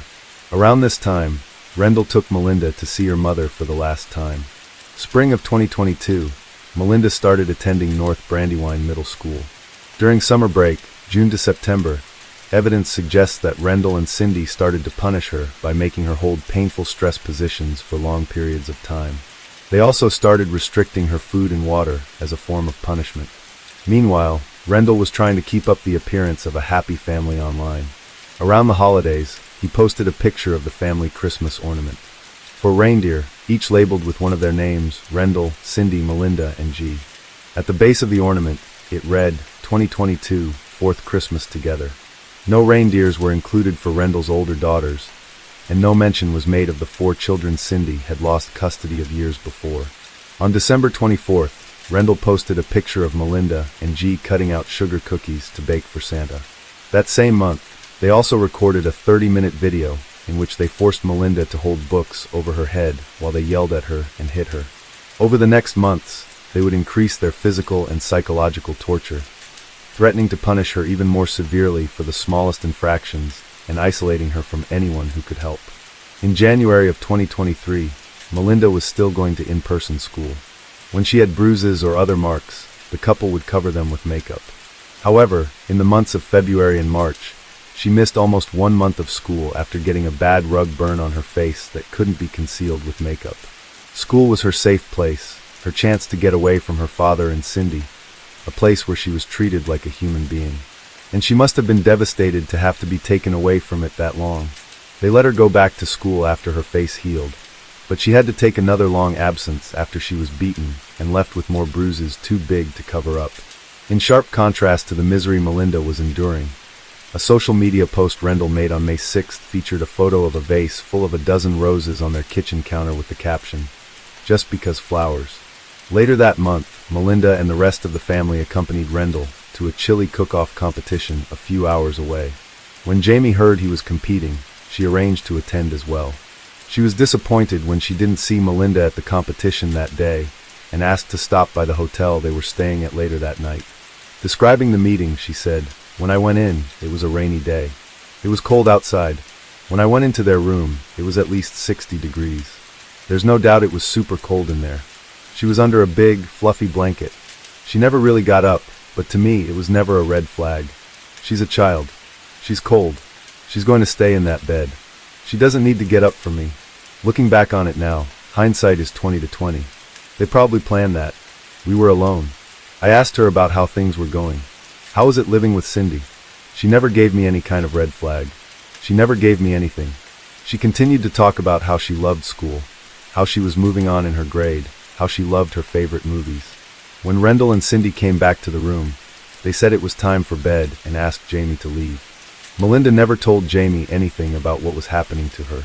At this time, Officials believed that Melinda had been reprogrammed to accept the treatment that she was suffering as an unavoidable part of her life. She was too afraid to tell anyone because she believed if she did, it would only get worse. On July 3, 2023, Rendell posted 2 pictures of Melinda online. In one, she was just a toddler sitting on a small bed, smiling up at the camera. The other picture appeared to be current or close to it. She was wearing a school t-shirt from G's elementary school and had a closed-mouth smile. Her eyes were dark, and it looked like she was wearing makeup. Her hair looked thinner than usual and was cut very short on one side. Above her pictures, Rendell wrote, "Happy 12th birthday, Melinda. Hope you have many, many more. We love you." Though he might have hoped she might have many more birthdays, he wasn't doing anything to help her survive until the next one. That same month, the couple installed Blink security cameras in multiple rooms inside their home. With multiple cameras recording throughout the day, they could track her movements and actions even more closely and find even more reasons to punish her. On August 4th, Rendell posted on social media that he and Cindy had taken a vacation to New Jersey. He posted several pictures of Cindy and a picture of himself posing with her, but no pictures of Melinda or G. His comment above the photos read, "Enjoying our time together with the kids at Seaside Heights," but he didn't enjoy their company enough to include any images of them. On October 8th, he and Cindy were back on the beach in New Jersey. This time, he didn't even mention the children. His caption read, "Last-minute outing, living our best life," above several photos in which he and Cindy pose and purse their lips as if kissing. By this time, Melinda had missed 35 days of school. 10 of them were excused and 25 of them unexcused, far exceeding the permitted amount allowed. The school district had made 2 reports to CPS using the child line. It's unclear exactly what was contained in those reports because the agency did not release any details about it. A social worker called the house and spoke to Rendell, and possibly spoke to Cindy and Melinda as well, though the reporting on that still is not entirely clear. What is clear is that the agency closed the case without completing a home visit. After the reports in November of 2023, Rendell removed Melinda from in-person school and enrolled her in online classes. A representative of the school district summed up the event saying, "Our staff diligently reported concerns about her welfare to the state agency that receives and manages concerns. Shortly thereafter, she was withdrawn from our schools. Cindy's son, G, remained enrolled in his school. Only Melinda was kept home. Once she was no longer leaving the house, Melinda's punishments got stranger and even more severe. Video evidence from December showed her shackled for the first time. On many occasions, she was chained to furniture and forced to exercise. They made her do hours of push-ups and squats and walking or marching in place. They forced her to stand for hours and hold a book over her head. They punished her for not smiling in her Zoom classes, sneaking food to eat, moving her hair out of her face, forgetting a chore, dropping a book, or failing to perform an exercise to their standards. Video clips recorded both Cindy and Rendell yelling and berating Melinda for these and other perceived slights they had. They didn't just force her to do things to hurt her body. They also attacked her mind. They told her they were going to kill her. They belittled her and called her worthless and an idiot.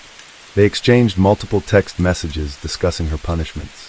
They also left a trail of texts discussing how they would hide her condition from family members, teachers, and anyone else that might report their actions. Video Cindy recorded showing Melinda crying while trying to hold a stack of books above her head. She asked to be forgiven for dropping the books. Instead, Cindy beat her with a spatula and told her that her father would beat her even worse when he got home. In addition to the forced exercise and stress positions, officials also found evidence that they were starving Melinda. In one video clip, Cindy told her to keep moving and don't look for breakfast or lunch tomorrow because you're not getting it, and you won't get dinner either because I'm not getting up. They had absolute power over Melinda, and they used it in some of the most vile ways possible to the fullest extent. Rendell helped torture his daughter behind closed doors, but online, he and Cindy still tried to look like a happy family. At Christmas, Rendell revealed a new family ornament. In this one, 3 chubby penguins sat on a red sled, each one labeled with a name. Rendell, Cindy, and G's penguins all had seats in the front, but Melinda's penguin was standing alone behind the rest of them. Though it seems unlikely they picked the ornament to reinforce her isolation, in hindsight, it seemed like another warning. Rendell took pictures on Christmas Day, but didn't post them until January 6th. G received a number of expensive-looking gifts, including an air-powered BB gun, a new cell phone, a remote-controlled stunt vehicle, Xbox gift cards, and a new Galaxy tablet. Melinda mostly got clothes. After unwrapping each item, she smiled and posed while holding it up against her. At first glance, it wasn't obvious that she had gotten quite thin because she was wearing a baggy black sweatshirt layered over other clothes. The final presents for both children were 2 new bicycles with big red bows. Both children stood with their bikes and smiled for the camera.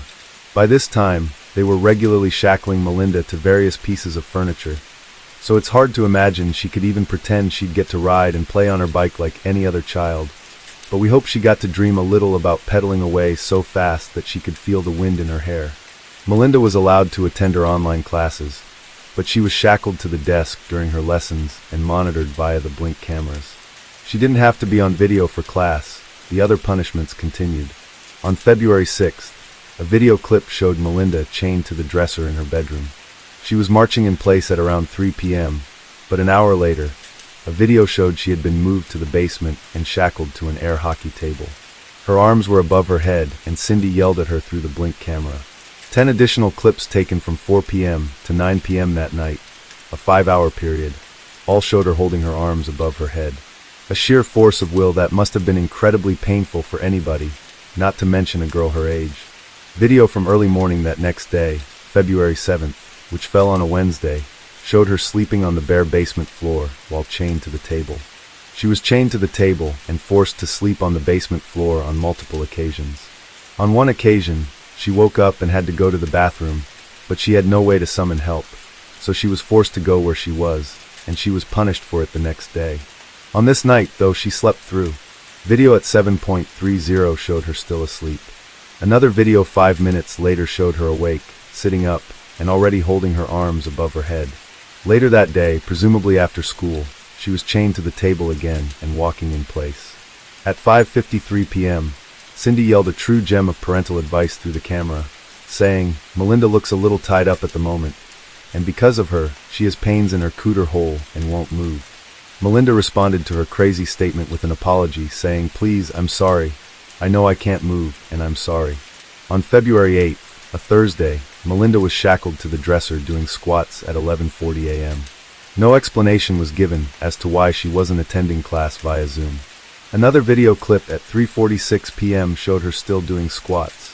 This time, she was chained to the air hockey table. Cindy told her she could take a 10-minute break, and Melinda said, "Okay, thank you." On Sunday, February 11th, a video clip showed Melinda again cuffed the air hockey table. She was resting on her hands and knees. Through the camera, Cindy told her to jump up. She said that if she did it again, that Cindy would come in and kick her in the teeth. Given the context, presumably it was resting on her knees instead of exercising according to Cindy's instructions.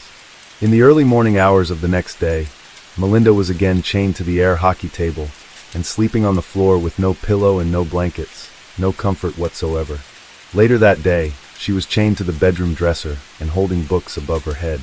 Cindy critiqued the way Melinda held the books, saying she needed to sit up straight, not tilt her head and hold the books higher. Meanwhile, Rundle was posting pictures online of the chili recipe he was trying to perfect for the next cook-off and posting other images of food he had cooked in the smoker and on the grill. While inside his house on Reed Road, Melinda was literally wasting away.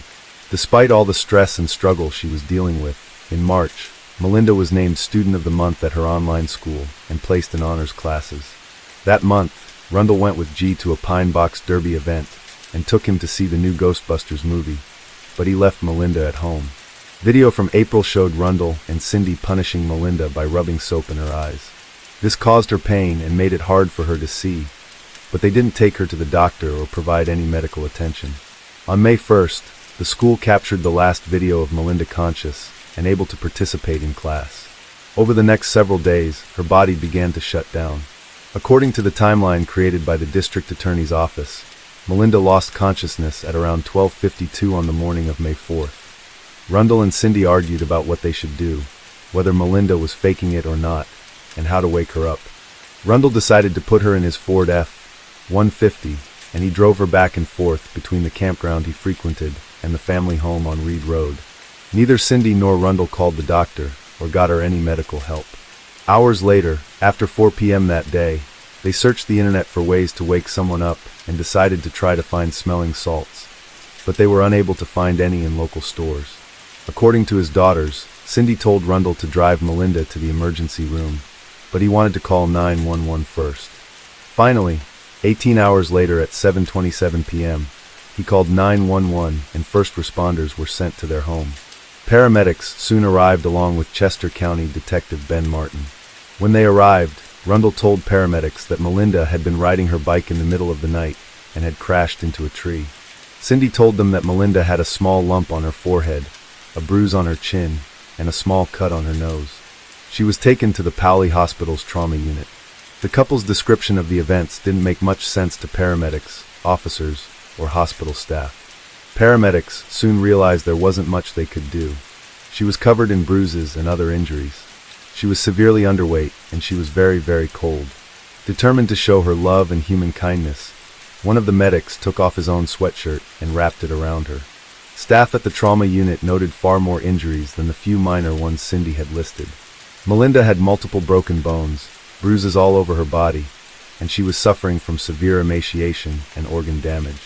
Doctors took her into surgery to repair the worst of her wounds, but during the surgery, she died from her extensive injuries. Melinda Hoagland was pronounced dead at 9:58 p.m. Once Melinda was taken to the hospital, her Android cell phone was taken as evidence, and the next day, police took her father's iPhone too. Cindy's cell phone was seized the day after. Police got a warrant to search the truck Melinda was in and filed for warrants to go through the electronic devices, including the blink cameras installed in the couple's home. Inside Rendell's truck, investigators found a handcuff key and a pair of Crocs that had blood on them. Once the search warrants were approved, the investigators were able to uncover 450 videos of evidentiary value, along with hundreds of still images and text messages that span the time period of about 2.5 years. According to Detective Martin, over 150 of those videos and images showed Melinda cuffed to furniture, and in over 200 of those videos and images, Melinda was being subjected to forced exercise and physical punishment. In the arrest affidavit, the detective said, "The evidence shows that Melinda was regularly subjected to hours of physical punishment, deprived of sleep, and beaten when she failed to comply with unreasonable demands."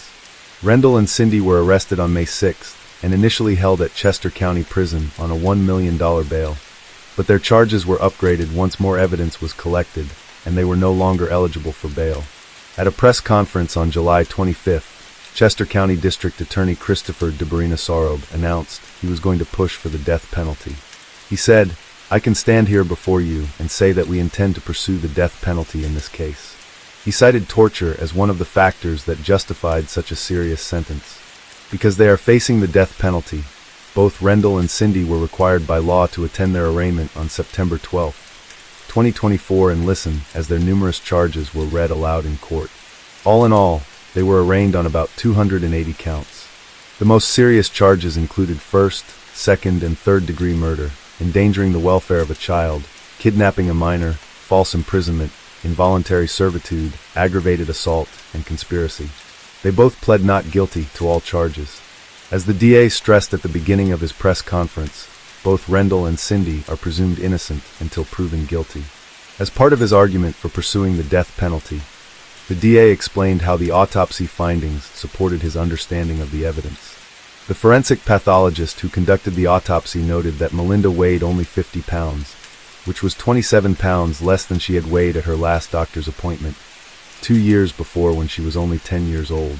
According to the CDC, the average weight for a healthy 12-year-old girl is between 68 to 136 pounds, and she was well below that. The pathologist found almost no body fat on her, because it had all been used up in her struggle to stay alive. The doctor noted that there was no disease or medical cause for her extreme weight loss. Instead, it was caused by starvation and forced exercise. That exercise caused prolonged pain and stress fractures in several of her bones. The pathologist found over 75 bruises, contusions, ulcers, and pressure sores on her skin, along with 6 broken bones. According to the report, there was damage found to virtually every major organ system in her body, including her brain. The official cause of death was starvation and multiple blunt force injuries, and her manner of death was a homicide. Summing up the autopsy findings in conjunction with other evidence gathered, the DA said. Information from the coroner's office and medical experts demonstrate a years-long pattern of extensive torture and abuse. Moreover, text messages and hundreds of videos show that the defendants engaged in a calculated and systemic method of terrorizing, manipulating, and dehumanizing Melinda. We'll get justice for Melinda. As of the date of this recording, their last hearing was held in September of 2024. More will be scheduled in the future, and we will be keeping an eye out for updates to the case. Victims' advocates told Rundle's daughters to expect it to take at least 2 years for the case to make it through the court system. Although the DA is seeking the death penalty, no executions have been carried out in Pennsylvania since 1990. A moratorium on executions was imposed in 2015, but prosecutors are still allowed to pursue the death penalty. The last time prosecutors sought the death penalty was in 2014 against Gary Lee Fellenbaum and Jillian Tate for their part in the torture and beating death of Jillian's 3-year-old son, Scotty McMillan. To avoid the death penalty, Gary and Jillian pled guilty. He was sentenced to life in prison, and she was given 42 to 94 years. Now, Scotty's name might sound familiar to some viewers because we covered his case a couple of months ago. His family members were sad and angry when they heard another child was tortured to death in their small rural community of West Collin Township. At the July 25th press conference, the district attorney made an impassioned speech asking the community at large to learn an important lesson from Melinda's death. He said, "On one hand, when you read what we have chronicled in the affidavit of probable cause, you have to feel like we do. There has to be something that we could have done. We could have done better for Melinda. But I want to say that part of the reason I am here, and this is such a critical press conference to me, is we're dealing with the unimaginable. I think it is important for school districts, law enforcement, CYS across the state and across the country to see what happened here. Because although it doesn't get a ton of press, this does happen on exceedingly rare occasions in different parts of the country. And it is time that we all go back and look at our processes to make sure we are doing everything that we can to help our children, to make sure they're not being subjected to this. But on the other hand, I want to make something perfectly clear. We are here because there is evil in this world. We all like to, I think at times, forget about that simple fact. And sometimes, no matter what everyone does, no matter how much we try, evil harms innocent people, even innocent children. We are here today because of what these defendants did, and for no other real reason. It needs to be a part of our culture. If you see something, you need to say something. You do not need to be a teacher, a doctor, a member of law enforcement. You don't have to be a mandatory reporter to call Childline and report something strange. The law does not allow any government agency to take children out of their parents' home without real meaningful evidence. Without reports, these government agencies across the board have very limited abilities to be able to go in court and do what we need to do.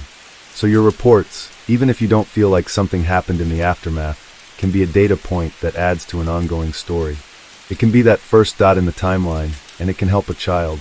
He also asked the community to grant the family, especially Melinda's mother, privacy in their time of grief. He said her mother had, and I quote, "no blame in all of this, and was in no position to do what her father should have done."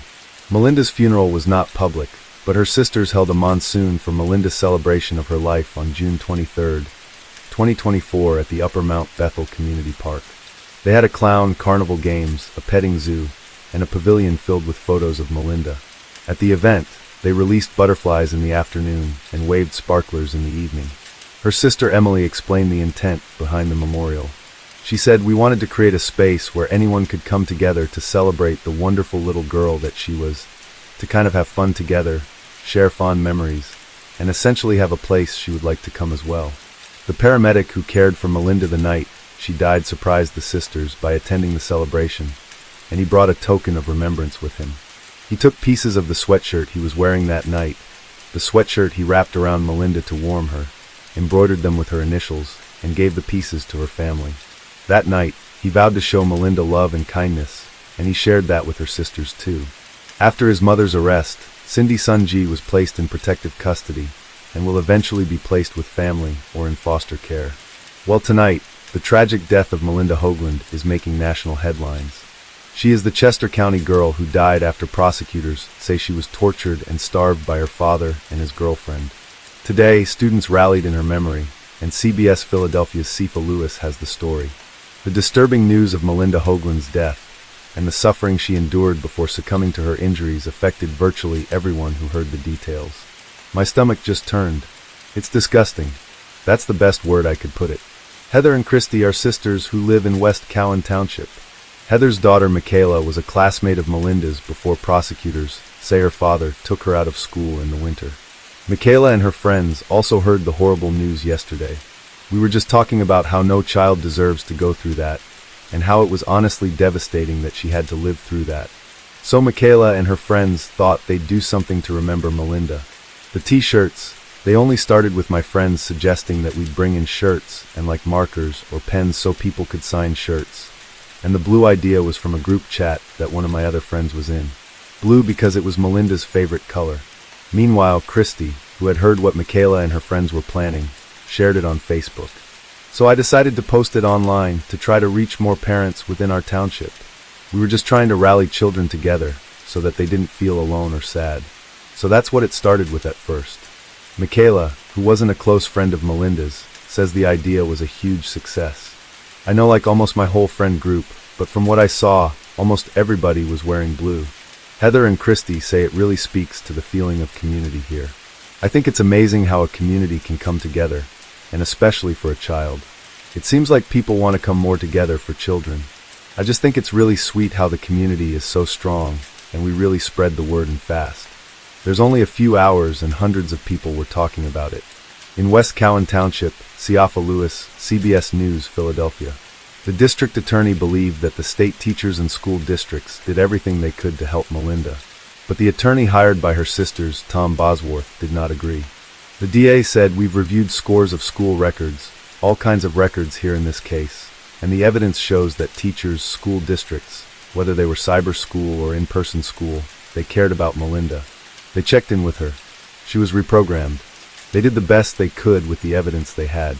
This is not a case where actual abuse was reported and no one did anything." Attorney Bosworth claimed the state and school districts could have done more. He said they had knowledge. They knew the child was in the home with this individual who had a record in black and white. The child was displaying both physical and psychological signs of abuse. Attorney Bosworth also believed that CPS could have helped Melinda if they would have conducted a home visit instead of checking in via phone. He said this was systemic, humiliating CA that professionals who are here to protect kids could and should detect through a home visit.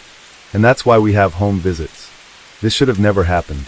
There shouldn't even be a discussion about how many missed opportunities there were here. If we go the way we're going with the system in place, there's going to be another Melinda Hoagland. He has filed suit on their behalf against Chester and Monroe counties and the Upper Dublin and Coatesville area school districts. Rundle's family has been devastated by the loss of Melinda and the role they believe he played in her death. His daughter, Emily, says, "It's hard to know how to feel." She said, "Not only, is that a loss of our baby sister, but it's also the loss of our father and processing our father and another individual's actions." Rundle's parents, the grandparents of Melinda and her sisters, are also struggling to make sense of their son's actions. Their pain and confusion is heartbreaking. In response to a relative's post about Melinda, Rundle's mother, Joyce, wrote, "We love her. Why did they take her from us? Our hearts are broken. How did our son change to a monster? He used to be so loving and kind, a very good father. I don't know this man that he is now." She also posted, "I can't sleep. All I do is cry. Why? I need answers. How could anyone do this to our little girl? I feel like I am having a nightmare and I want to wake up. I want Melinda back. My heart is hurting so bad." Rundle's father, Ralph, was similarly heartbroken, posting, "Hurting like I never hurt before. Knowing my own son did this to his own daughter. I want justice for Melinda. She was such a lovable girl. I will always love her and miss her." In addition to the losses they have already suffered, family has to prepare for the possibility that Rundle will be sentenced to death. When asked how they dealt with that, Jamie said, "I believe on the criminal side, he gets what he deserves. We believe in the justice system. If it comes down to the death penalty, then it comes down to the death penalty. That's what everybody decides that he needs. Then maybe he just needs that. But our justice doesn't stop there. We are currently trying to form justice for Melinda because what happened to Melinda is unfortunately happening to so many other children. There's not a space for them to make it stop happening. As other families have done when faced with these kinds of tragedies, Jamie, Emily, Abby, and their loved ones are working to keep Melinda's memory alive by helping other children. Her sisters have started a GoFundMe to raise money to start a non-profit organization called Justice for Melinda. They want to help prevent CA by pushing for Melinda's law, a law they hope to get passed requiring people convicted of CA to register in a database, just like Megan's law helped to create a registry for SA. If Cindy had been required to register in that type of database, they believe CPS would have conducted a more thorough investigation once they realized she was living with Melinda against the conditions of the custody arrangement. Now we've seen so many attempts to try to create a registry in cases we've covered on this channel, and most of them get shot down. It would be wonderful if Melinda's law became a reality. We will be donating to this GoFundMe.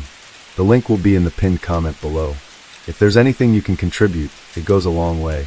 The sisters are also supporting Pennsylvania House Bill 2175, which would establish a permanent position for a child advocate in charge of combating CA in the state.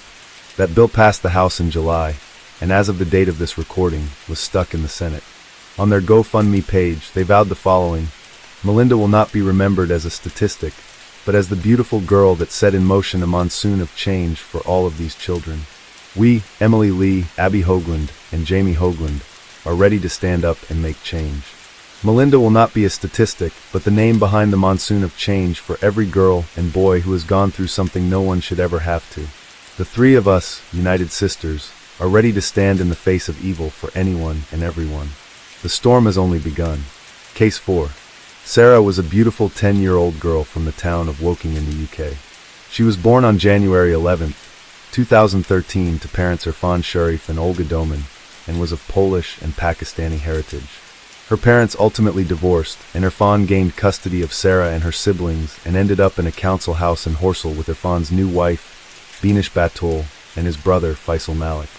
On August 9, 2023, Irfan phoned emergency services in the UK to let them know that he had killed Sarah because, in his own words, she was naughty. He claimed that it wasn't his intention to kill her, he had just beat her up too much. At the time he placed the call, he and his whole family fled to Islamabad, Pakistan. His wife, Binish Batul, made all of the travel arrangements. The following morning, Sarah's body was recovered by the Surrey police. She had been placed in her bunk bed and hidden beneath a blanket. In addition to admitting to dispatchers that he was indeed the killer, Irfan also left a note behind that read, "Love you, Sarah." Sarah's autopsy told a different story. Irfan may have said he loved his daughter, but when you read the report, I feel it becomes very difficult for Irfan to say he truly loved his daughter. The 10-year-old girl was covered in more than 70 separate injuries, which included human bite marks, scalds on her feet, bruises, a burn on her but that was caused by placing a hot iron onto her skin, a broken hyoid bone, a puncture wound to the head, a traumatic brain injury, 11 spinal fractures, and other numerous injuries to her fingers, shoulder blades, and ribs. She also had injuries that showed evidence that Sarah had been restrained and tortured over time. It would later be revealed that Sarah had a hood placed over her head before being beaten with a metal pole and a cricket bat. There were so many injuries that it was actually impossible for examiners to figure out which of them actually caused her death. Sarah's own father, Irfan Sharif, fully admitted that he was chiefly the one who tied Sarah up, put a hood over her head, and beat her with a metal pole that was broken off of a high chair, as well as a cricket bat. Irfan originally admitted to police that he had done this multiple times as a form of discipline, but he later recanted his statement, changing his story to saying it only happened one time.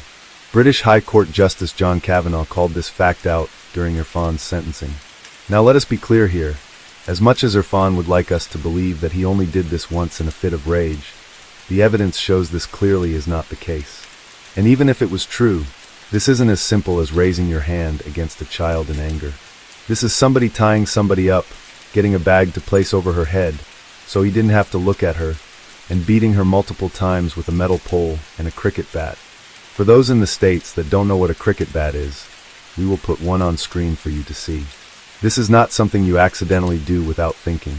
This is a calculated and deliberate act, and Irfan Sharif did this multiple times. It would not shock me if this was the act that was the final straw for Sarah. Again, maybe Irfan in his twisted mind believed that he loved his daughter, but I think we can all agree there was anything but love taking place in this household, especially when you add Sarah's stepmother, Binish Batul, and Sarah's uncle, Faisal Malik, to the mix. Remember the bite marks we mentioned on Sarah's body? There were 6 in total. 5 of these were on her arm, and the sixth was on the inside of her left thigh. Based on the size of these bite marks, there was no question that an adult was the one who was responsible. So the police were determined to find out who among these three was deranged enough to bite a 10-year-old girl as a form of punishment. So, teeth impressions were requested from each of the three perpetrators, as well as from Sarah's older brother Purely to rule him out. Both Irfan Sharif and Faisal Malik submitted impressions, and both were confirmed to not be the ones responsible for the bite marks on Sarah. Binish Batul, however, refused to submit hers. Therefore, without any other suspects, it can be inferred that it was Binish who, for whatever sick reason, thought biting her stepdaughter was an acceptable way to discipline her. British High Court Justice John Kavanagh felt this was more than enough evidence to implicate Binish, and made that very clear during her sentencing. The post-mortem investigation showed that Sarah had 6 bite marks on her body. 5 of them were on her left arm, and 1 was on the inside of her left thigh. The marks were made by an adult. Irfan Sharif, and Faisal Malik, and Sarah's older brother, each provided teeth impressions, and each was excluded from being responsible for the tooth marks. Binish Batul declined to give a tooth impression, and the only possible inference is that it was you who made these bite marks. Though the bite marks were not in themselves fatal injuries, the fact that you were prepared to assault Sarah in this way provides an insight into the extent to which you were complicit in, and comfortable with, the abuse that Sarah was suffering. On September 12, 2023, police raided a home in Jhelum, Punjab, Pakistan, belonging to Irfan's father. There, they were able to locate Irfan's 5 surviving children, who were unharmed, thankfully, and subsequently placed into foster care. On September 13th, all 3 adults were arrested at London's Gatwick Airport after flying back home by way of Sialkot in Dubai. On September 14th, Irfan Sharif, Binish Batul, and Faisal Malik were arrested and charged with murder, along with an additional charge of causing or allowing the death of a child.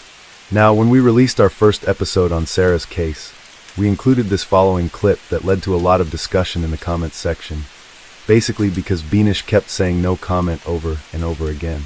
We are fully aware that no comment is the equivalent of pleading the fifth here in the United States. What was curious to us, however, is that she couldn't even say that she loved Sarah, her own stepdaughter. Sure, maybe she's just following what her lawyer advised her to do, but I truly have a hard time imagining how saying that you loved and cared about your stepdaughter could be something so incriminating. Maybe we have some legal experts in the comments who could share their thoughts, because I'd certainly love to know. Either way, we'll share that clip with you now, just so you can see what we're referring to. Please, could you introduce yourself? What's your name? So, my name is Binish Batul, and you are about to be interviewed for the offense of murder. What's your understanding of murder? What's your understanding of that offense? Killing someone. Yeah, okay, so it's intentionally killing somebody. Okay, in very simple terms, okay? That's the offense which you've been arrested for, and that's the offense which we're going to speak to you about, alright? What happened to Sarah? No comment. What did you see? No comment. Whose choice was it? How you left Sarah? No comment. You know, Dawn has just said, as you said in the video, you want to come back to the UK, clear your name in the UK courts. Well, here we are. This is the start of the process. So, why would you not speak to us now? No comment. Who did that to Sarah? No comment. Do you love Sarah? No comment. Did you care about her at all? No comment. On December 11th, 2024, both Irfan Sharif and Binish Batul were found guilty on all counts. Faisal Malik was found not guilty on the charge of murder, but was found guilty of causing or allowing the death of a child. After the verdict, the police held the following press conference. Good afternoon, everyone. Much closer, yeah, okay. Good afternoon, everyone. My name's Craig Emerson, Detective Chief Inspector for Surrey Police. I've been the senior investigating officer for this investigation. Today, after a 10-week trial, a jury has found Irfan Sharif and Binish Batul, the father and stepmother of 10-year-old Sarah Sharif, guilty of her murder. Faisal Malik, Sarah's uncle, was found guilty of causing or allowing her death. Sarah was a bright and lively little girl who loved singing and dancing, and on behalf of Surrey Police, I would like to extend my deepest condolences to her mother, Olga, her siblings, and all those who knew and cared for her. Sarah's spirit and bravery and resilience in the face of the suffering that she endured has shone through from the vast inquiries that have been undertaken in this case. Sarah's young life was brought to an end as a result of the brutal abuse and unspeakable violence inflicted on her by Sharif Batul, which Malik did nothing to prevent. This case has shocked and horrified not only those who knew and loved her, but people across the country and around the world. On August 10, 2023, we received a phone call from Sarah's father in which he told the operator that his daughter had died as a result of his actions. From this day, Surrey police has worked tirelessly to build a case to prove that Sharif, Padawer and Malik all played their part in Sarah's death. During the trial, Sharif took the stand intending to blame Sarah's death entirely on his wife before changing his story to accept some responsibility whilst still denying murder. Padawer and Malik refused to take the stand at all or provide any explanation what happened to Sarah in their police interviews. All three defendants have only ever sought to preserve their own interests throughout this investigation and have shown no remorse for their truly dreadful behavior. Sarah's death has been one of the most difficult and distressing cases that Surrey police has ever dealt with. I would like to thank those who came forward to provide information and those who gave evidence in such harrowing circumstances. I would like to thank the jury for their careful consideration of the evidence which has been presented throughout the trial. The murder of a child is absolutely shocking, but the horrific nature of the abuse Sarah suffered during her short life has made this case particularly disturbing. Today, justice for Sarah has been served and our thoughts remain with Sarah's mother and her siblings at this extremely difficult time. Thank you very much. At the heart of this trial was Sarah Sharif, a happy, outgoing, and lively 10-year-old girl who was cruelly abused and murdered by the two people closest to her. We have all seen Sarah's smile shine out from the photos of her, but everyone involved with this case will always remember the utterly horrendous injuries and brutal treatment she received in the weeks leading up to her death. We cannot begin to imagine the suffering she went through in her own family home. Both defendants denied killing Sarah. However, the appalling truth is that they, along with Faisal Malik, were all living in a small house and were all complicit in what was happening to Sarah. The evidence given by some of the neighbors of the family highlighted their concerns about what was going on behind closed doors. Yet none of the defendants did anything to stop or report the abuse that led to Sarah's tragic death. It has been a painstaking operation by Surrey Police and the Crown Prosecution Service to build this case and be able to prove to the jury that Irfan Sharif and Benash Batul were both responsible for Sarah's murder. By showing they were there in the run-up to Sarah's death, we were able to prove that both of them played their part in killing her. This case was complicated further by the fact that all three defendants fled the country to Pakistan, and our CPS International Unit played a significant role in helping us to prosecute this case successfully. On December 17th, Justice Kavanaugh sentenced Irfan Sharif to a minimum term of 40 years in prison, Benash Batul to 33 years in prison, and Faisal Malik to 16 years. Sarah's mother Olga Doman and her grandmother sat down with the guardian to talk what it was like identifying Sarah's body. They put her in a pajama, covered her with a blanket, but no mother should see such a thing. She had swollen cheeks, she had bruises. Until now, when I close my eyes, I can see what my child looked like. It wasn't Sarah. She was completely changed. She was traumatized. If someone hadn't told me it was Sarah, I wouldn't believe it. There's a lot more to share about the history of this case and Irfan's behavior, but we've done an episode on that, which again, we'll link for you down below. Now we're going to get to the updates in the case that have come out since the three adults were sentenced last month. So according to the BBC, The Guardian and many other news outlets, pretty soon after Irfan and company were jailed, their fellow inmates decided to exact their own form of prison justices as revenge for Sarah. On New Year's Day of 2025 at London's Belmarsh prison, two inmates took it upon themselves to attack Irfan in his cell with a piece of a tuna can. He suffered cuts to his face and received medical treatment at the prison hospital and survived the attack. The killer dad of 10-year-old Sarah Sharif is terrified of returning to his prison cell after he was slashed in the neck and face with a jagged lid of a tin of tuna. Irfan Sharif, who was ambushed by two inmates, fears others could target him in further attacks. 43-year-old Sharif was assaulted on New Year's Day and then treated in the healthcare unit of Belmarsh prison in South London. Justice sources have today told The Sun he may now have to be segregated for his own safety. However, Sharif, who was given a 40-year minimum term for the murder of Sarah, cannot be kept away from other inmates indefinitely. And one source told us Sharif is terrified and now fears other attacks. He's not yet back on the wing and will be in no rush to return. Now, a big question that came up in the comments was if canned goods were actually allowed in prisons, because that seemed to be a bit of a security issue. Some folks even believed it to be fake news because they've never heard of such a thing. Since neither of us have ever been to prison and couldn't tell you if canned goods are allowed, we decided to reach out to our good friend Google for an answer. We actually found a couple of different answers, so it looks like this depends on where you're from. One source indicated that yes, canned goods are typically allowed in U.S. prisons, but there are some restrictions. Canned goods must be commercially packaged, airtight, and hermetically sealed. They must also not require any cooking. Other restrictions indicate that canned goods must be 16 ounces or less and cannot be in glass containers. Beverages must be in cans, pouches, or boxes and are no larger than 32 ounces. Meats must be pre-cooked, cured, smoked, or cold-cut. Seafood must be cooked, cured, or smoked and without shells. The food items in question can be purchased at the prison commissary and, for states that allow it, brought in during a visit. Now, according to the gov.uk website, which is most important in this case since it took place in the UK, inmates are indeed allowed tinned food items that are to be kept at designated places specific by the prison administration. So for those listening outside of the UK, Belmarsh Prison is classified as a Category A jail and is located in southwest London.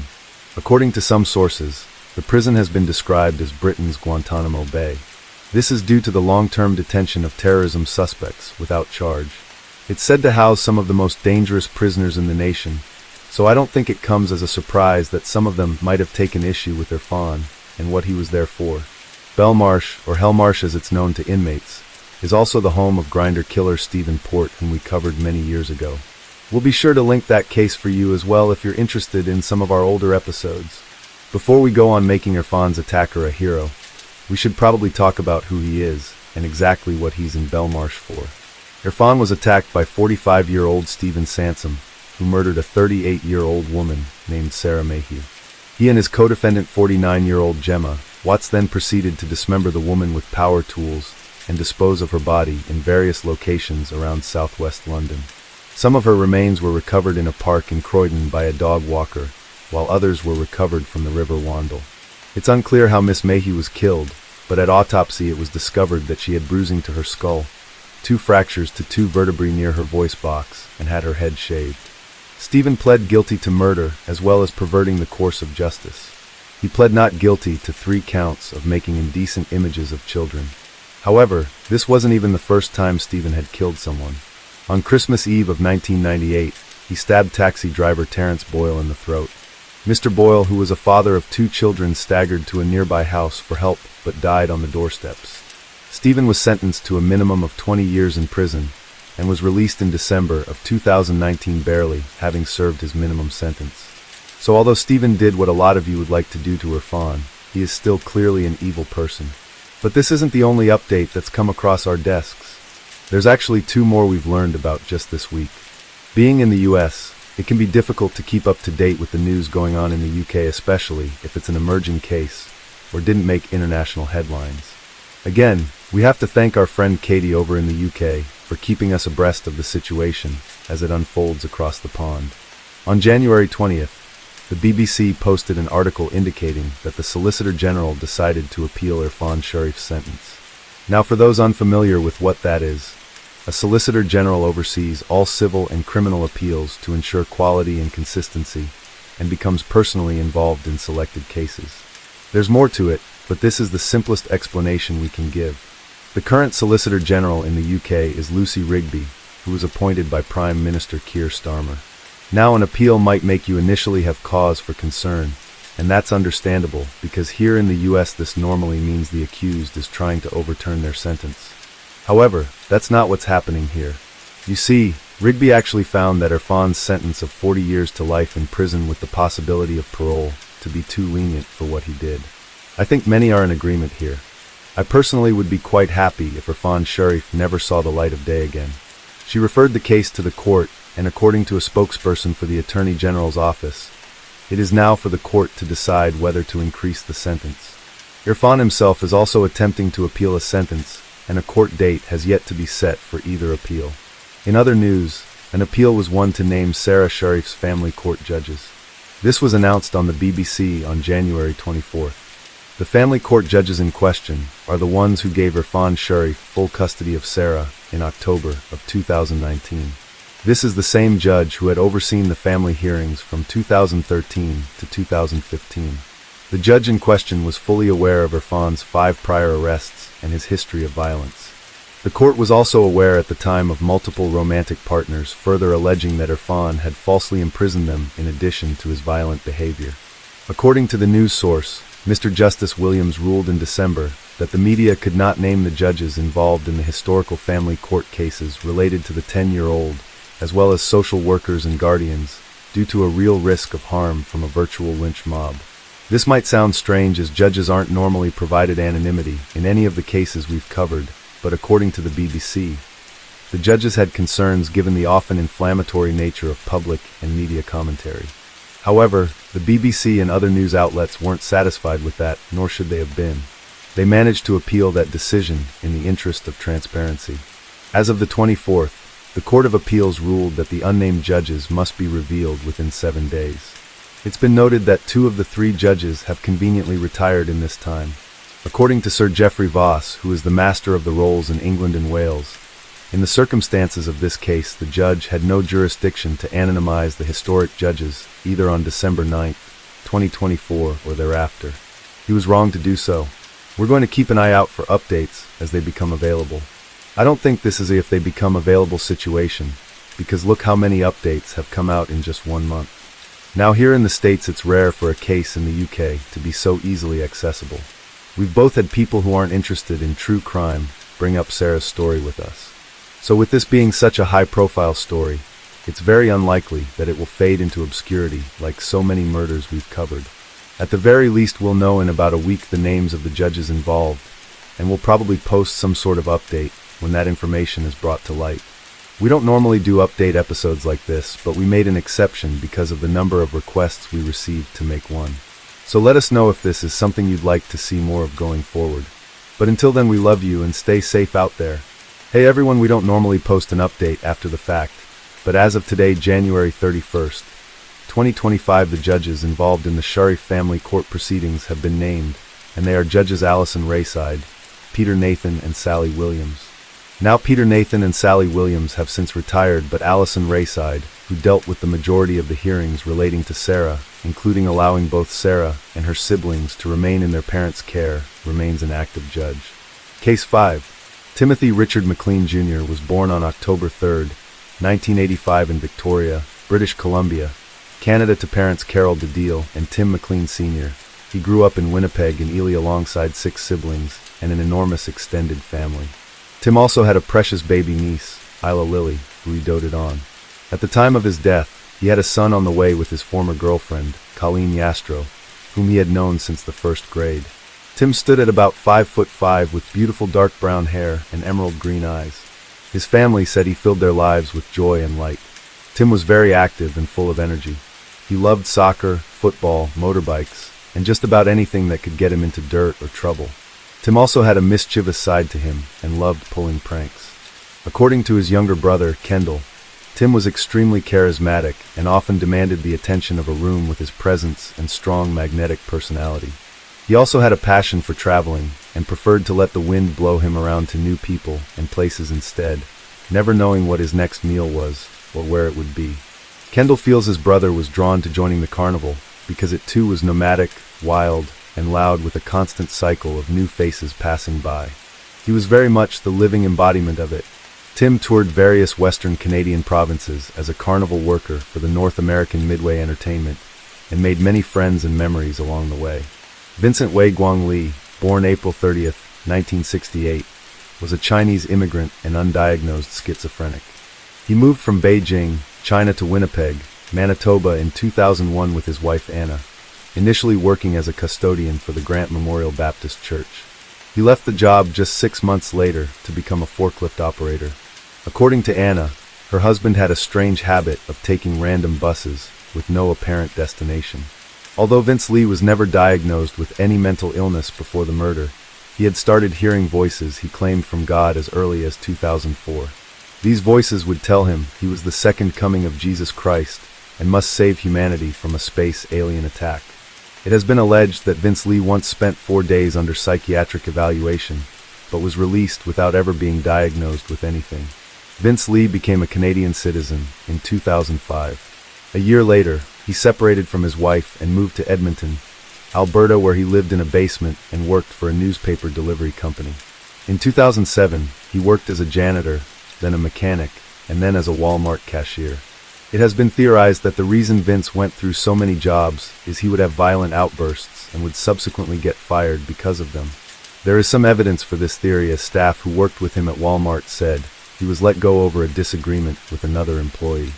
In July of 2008, he returned to work in a newspaper delivery, and on the morning of July 28th, he delivered his last round of newspapers. At midnight that same day, he boarded a Greyhound bus to Winnipeg, Manitoba, but got off the next day in Erickson with 3 pieces of luggage. He was seen spending a long time in the M&M grocery store, and according to one passerby, he spent the night sleeping on a bench. Vince Lee was likely carrying the murder weapon at this point, which he says he bought at Canadian Tire to protect himself from the aliens. On the morning of July 30th, he sold his brand new laptop to a teenage boy for a measly $60 Canadian. He spent almost the whole afternoon loitering in an alleyway behind the grocery store. At around 6 p.m. on July 30th, 2008, Tim McLean, Vince Lee, and 35 other passengers all boarded Greyhound bus number 1170, which was heading from Edmonton, Alberta to Winnipeg, Manitoba via the Yellowhead Highway through Saskatchewan. Vince originally sat at the front of the bus, away from Tim, but after a rest stop, he moved to an empty seat at the back of the bus, right beside Tim, who was seated by the window. This change in seating is believed to have been deliberate by Tim's friends and family. Tim kept himself the whole journey, never saying a word to the man seated beside him. He had been traveling with the carnival for a long time and sent texts to his friends and family members throughout the journey, saying how he was looking forward to finally reuniting with them back home in Winnipeg. However, Tim would never make it home alive. At approximately 9 p.m., the bus was driving down the desolate Trans-Canada Highway, roughly 10 kilometers from Portage-la Prairie, with the movie Zorro playing on the bus TV screen. A horrific and unexpected attack quickly unfolded. Without any warning, Vince stood up, took out a large buck knife, and began repeatedly stabbing Tim in the throat and chest. Tim had just been sleeping in the corner with his headphones in, and had done absolutely nothing to provoke such a violent, gruesome attack. Upon being stabbed, Tim woke up screaming in terror. Witnesses have been quoted as saying that Tim's screams would haunt them for the rest of their lives. While Tim did try to run away, Vince Lee, who was over 6 feet tall and a lot stronger, pinned Tim in the corner against his seat in the bathroom door, stabbing him in the throat and chest over and over again. Tim was stabbed an estimated 50 to 60 times, and we could only hope that he passed on quickly after the first few blows. As soon as the stabbing started, the bus driver immediately stopped the bus and ushered all of the passengers out. One witness, an unnamed man, was the first other passenger to see the attack. He was sitting in the row in front of Tim and Vince Lee, and turned around when he heard the screaming. At first thinking it was just a fist fight, but soon noticed the knife and the blood gushing out of Tim's body. While he wanted to intervene and try to save Tim, his seatmate took off running, and he didn't think he could tackle Vince Lee by himself, especially with him armed. Passengers screamed and trampled over one another, desperately trying to get off the bus as fast as possible. It was absolute chaos. The bus had basically stopped in the middle of nowhere, so there wasn't anywhere for anyone to run to. All the passengers could do was stand on the side of the road, hoping the killer would not get off the bus and continue his rampage. Police had been called at this point, and they would arrive at the scene roughly 15 minutes later. Thinking Tim might still be alive, Chris Alguier, who was a passing trucker who had stopped, as well as the unnamed witness from earlier and the bus driver, ran back to the door to try to help, but all they saw was Vince Lee cutting Tim's head off. Upon seeing the 3 men, Vince charged at them, trying to attack again. The bus driver quickly slammed the door shut, trapping Vince Lee inside the bus, but leaving his arms sticking outside. The bloody knife in his hand, Vince swiped at the witness, who was forcing the door shut as Lee used his other hand to try to pry it open. The 3 men all ran to the front of the bus at this point, but Vince ended up never getting off the bus. Instead, he walked to the front to greet the crowd of passengers, many of whom were children. Vince then proceeded to hold up Tim's severed head and wave it at them before dropping the head on the floor as if it was no big deal. Passengers responded by crying, screaming, and some even vomited. Witnesses described the killer as totally calm and showing no emotions whatsoever. It was like he was a robot. Vince Lee himself would later say that he felt really scared while carrying out the murder. Fearing for everyone's safety, The trucker got some weapons from his trunk and threatened Vince to stay put and not leave the bus. Vince tried to get the bus working, but thankfully it had been disabled by the driver. I was just reading a book. All of a sudden, I heard a guy screaming. I turned around, and the guy sitting right next beside me was standing up and stabbing another guy with a big Rambo knife, pretty much. It was a big survival knife like this, in the throat, repeatedly. I told everybody to get off the bus. Everybody started to get off the bus. The guy still kept stabbing him. Everybody got off the bus, me and a trucker that had stopped, and the Greyhound driver ran up to the door to maybe see if the guy was still alive, or we could help, or something like that. When we all got up, we seen that the guy was cutting off the guy's head. He was cutting off the guy's head there, and he saw us. He came back to the front of the bus, told the driver to shut the door. He pressed the button, and the door shut, but it didn't shut in time. The guy was able to get his knife out and take a swipe at us, so we backed off the door. I ran around the back side of the bus. The bus driver took off, and then we both returned to the front to see what had happened. He hadn't gotten off the bus. The door was still open. We shut the bus door that time and shut it. It was at that point that he came, started walking to the front of the bus, and he had the head in his hand. He just looked at us like this and dropped it on the ground, but totally calm. The three of us had weapons from the trucker's truck there, and we just stayed outside while he tried to get out the door, telling them, stay put, stay there, don't try to come out. He tried to get the bus working, and the bus driver disabled the bus somehow in the back. I'm not sure how he did it. It was at that point, I think, that the police showed up and got us in the back. Although police officers had arrived at the scene, and Tim was already dead and decapitated, Vince Lee wasn't finished yet. He took the knife and began violently hacking off pieces of Tim's dead body and eating them.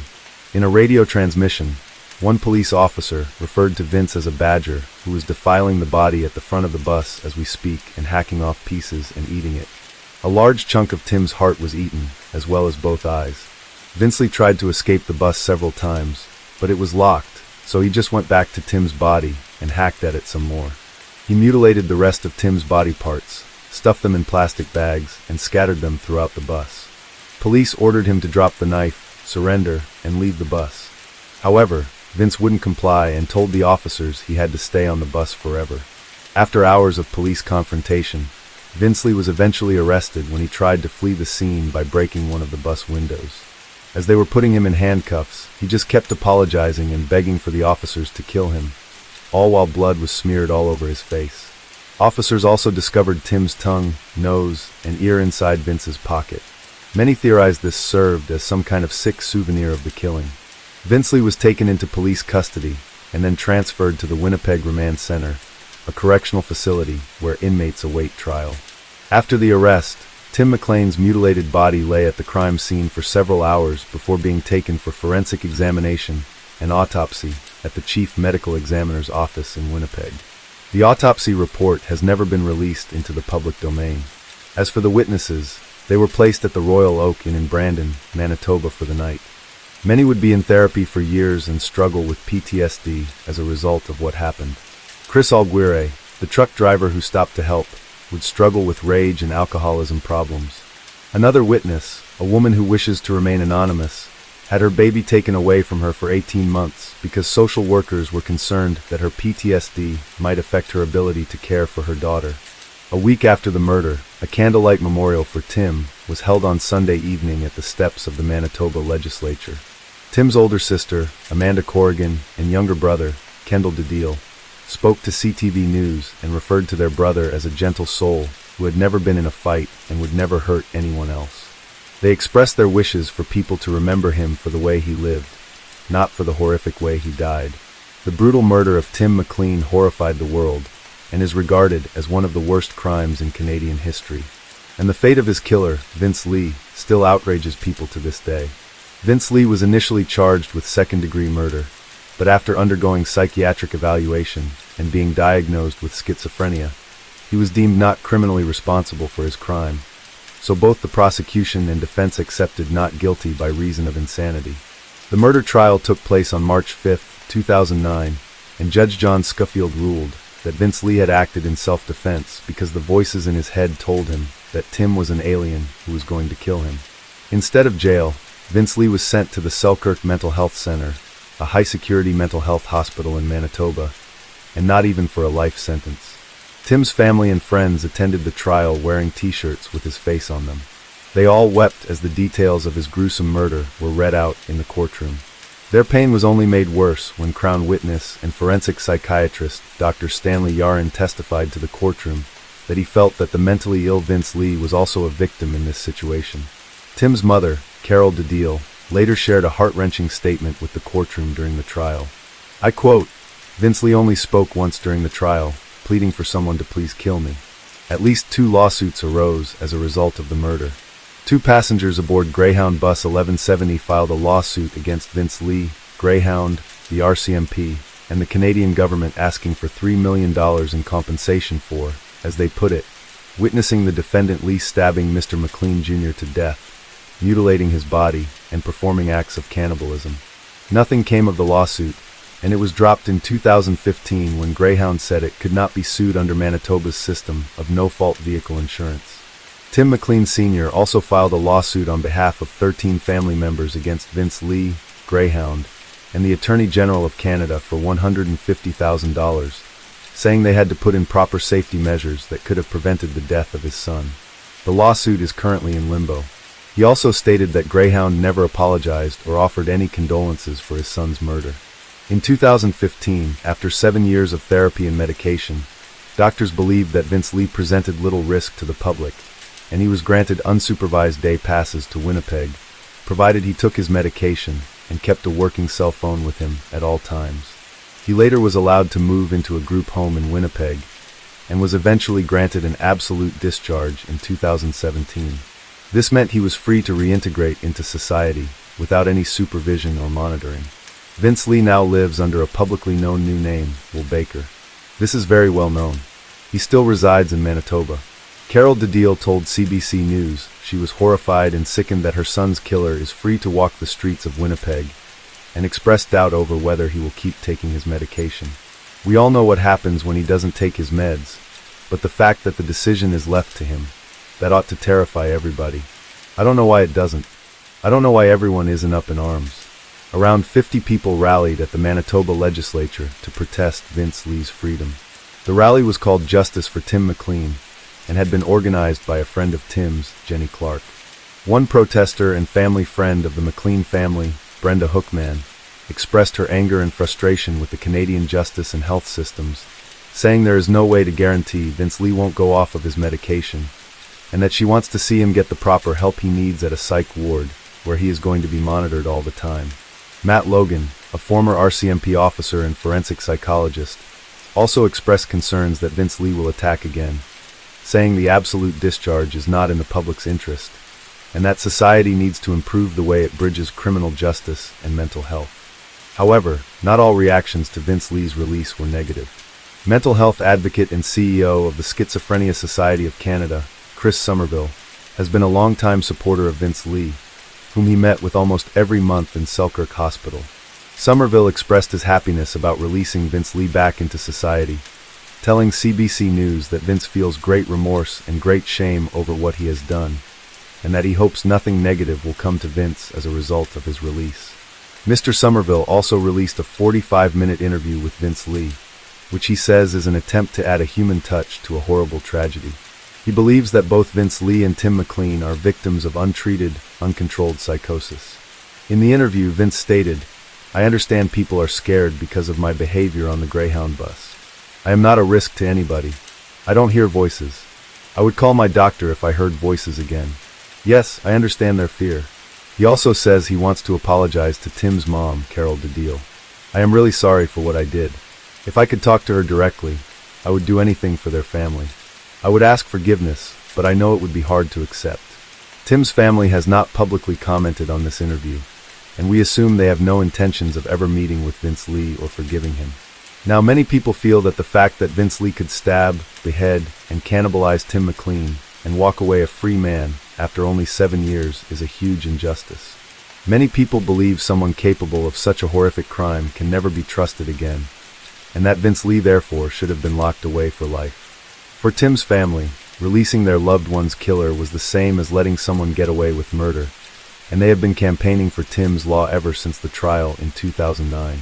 Now, this law would ensure Vince Lee and others like him would never walk the streets again, regardless of how likely they were to reoffend. However, this petition was closed in 2014 because only 1,200 people had signed it. The Deal Foundation for Life, which was a fundraiser created to fund the fight to change Canadian, not criminally responsible laws, was also shut down in 2014. While the fundraiser and petition are no longer operating, a memorial in honor of Tim still remains right beside the Trans-Canada Highway west of Winnipeg, where Greyhound bus number 1170 stopped on July 30th, 2008. The words Timothy Richard McLean, "We love you," are engraved into a beautiful white cross, which is surrounded by flowers and one of Tim's shirts. Tim McLean's funeral took place on the Saturday evening of August 8th, 2008. Members of the Christian fundamentalist hate group Westboro Baptist Church, known for picketing funerals, boasted about their plans to protest Tim's funeral for whatever random reason that they never really explained. An alert was sent to Canada's Border Patrol to deny entry to anyone carrying signs and pamphlets. Most of the group was turned away at the Niagara Falls border. However, a small number did actually make it to Manitoba. Tim McLean Sr. responded to the threats in a telephone interview, saying that the days since learning of his son's death have been a blur, and the family hasn't had a chance to even mourn. He also hoped that however the funeral goes down, it's done with respect to Tim, and that we are allowed to lay him to rest. A counter-protest from people in the Manitoba community was planned to prevent the funeral from being disrupted. Hundreds of people showed up to form a human wall around the church to keep out the hate group, but fortunately nobody from the Westboro Baptist Church ever showed up. On August 9, 2008, Tim McLean was laid to rest at Chapel Lawn Memorial Gardens in Winnipeg. Over 600 people attended his funeral. Tim's uncle Alex McLean read a heartfelt statement in which he described his nephew as friendly, kind, sweet, and caring. On December 21, 2008, 5 months after Tim was murdered, Colleen Yestro gave birth to his son.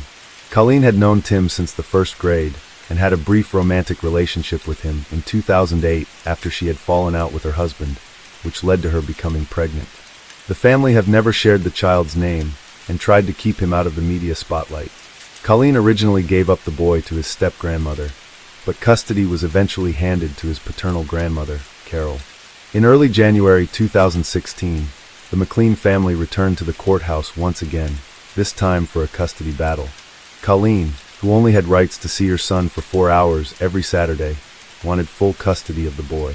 Tension between the two families was already bad, but it had reached a breaking point when someone in the McLean family told the young boy about the terrible fate of his father, something Colleen had specifically asked them never to do, telling the court all he knew was that his dad was in heaven.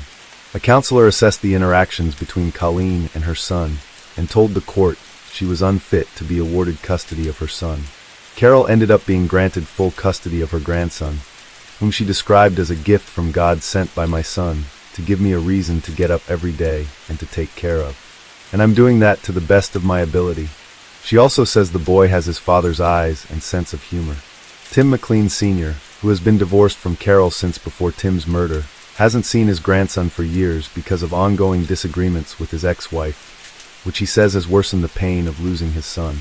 In 2019, Colleen shared a photo on Facebook of Tim's son visiting his father's grave, writing, "Tim, our son, and I think of you every day." The headstone is rugged and pays homage to Tim's love of the outdoors.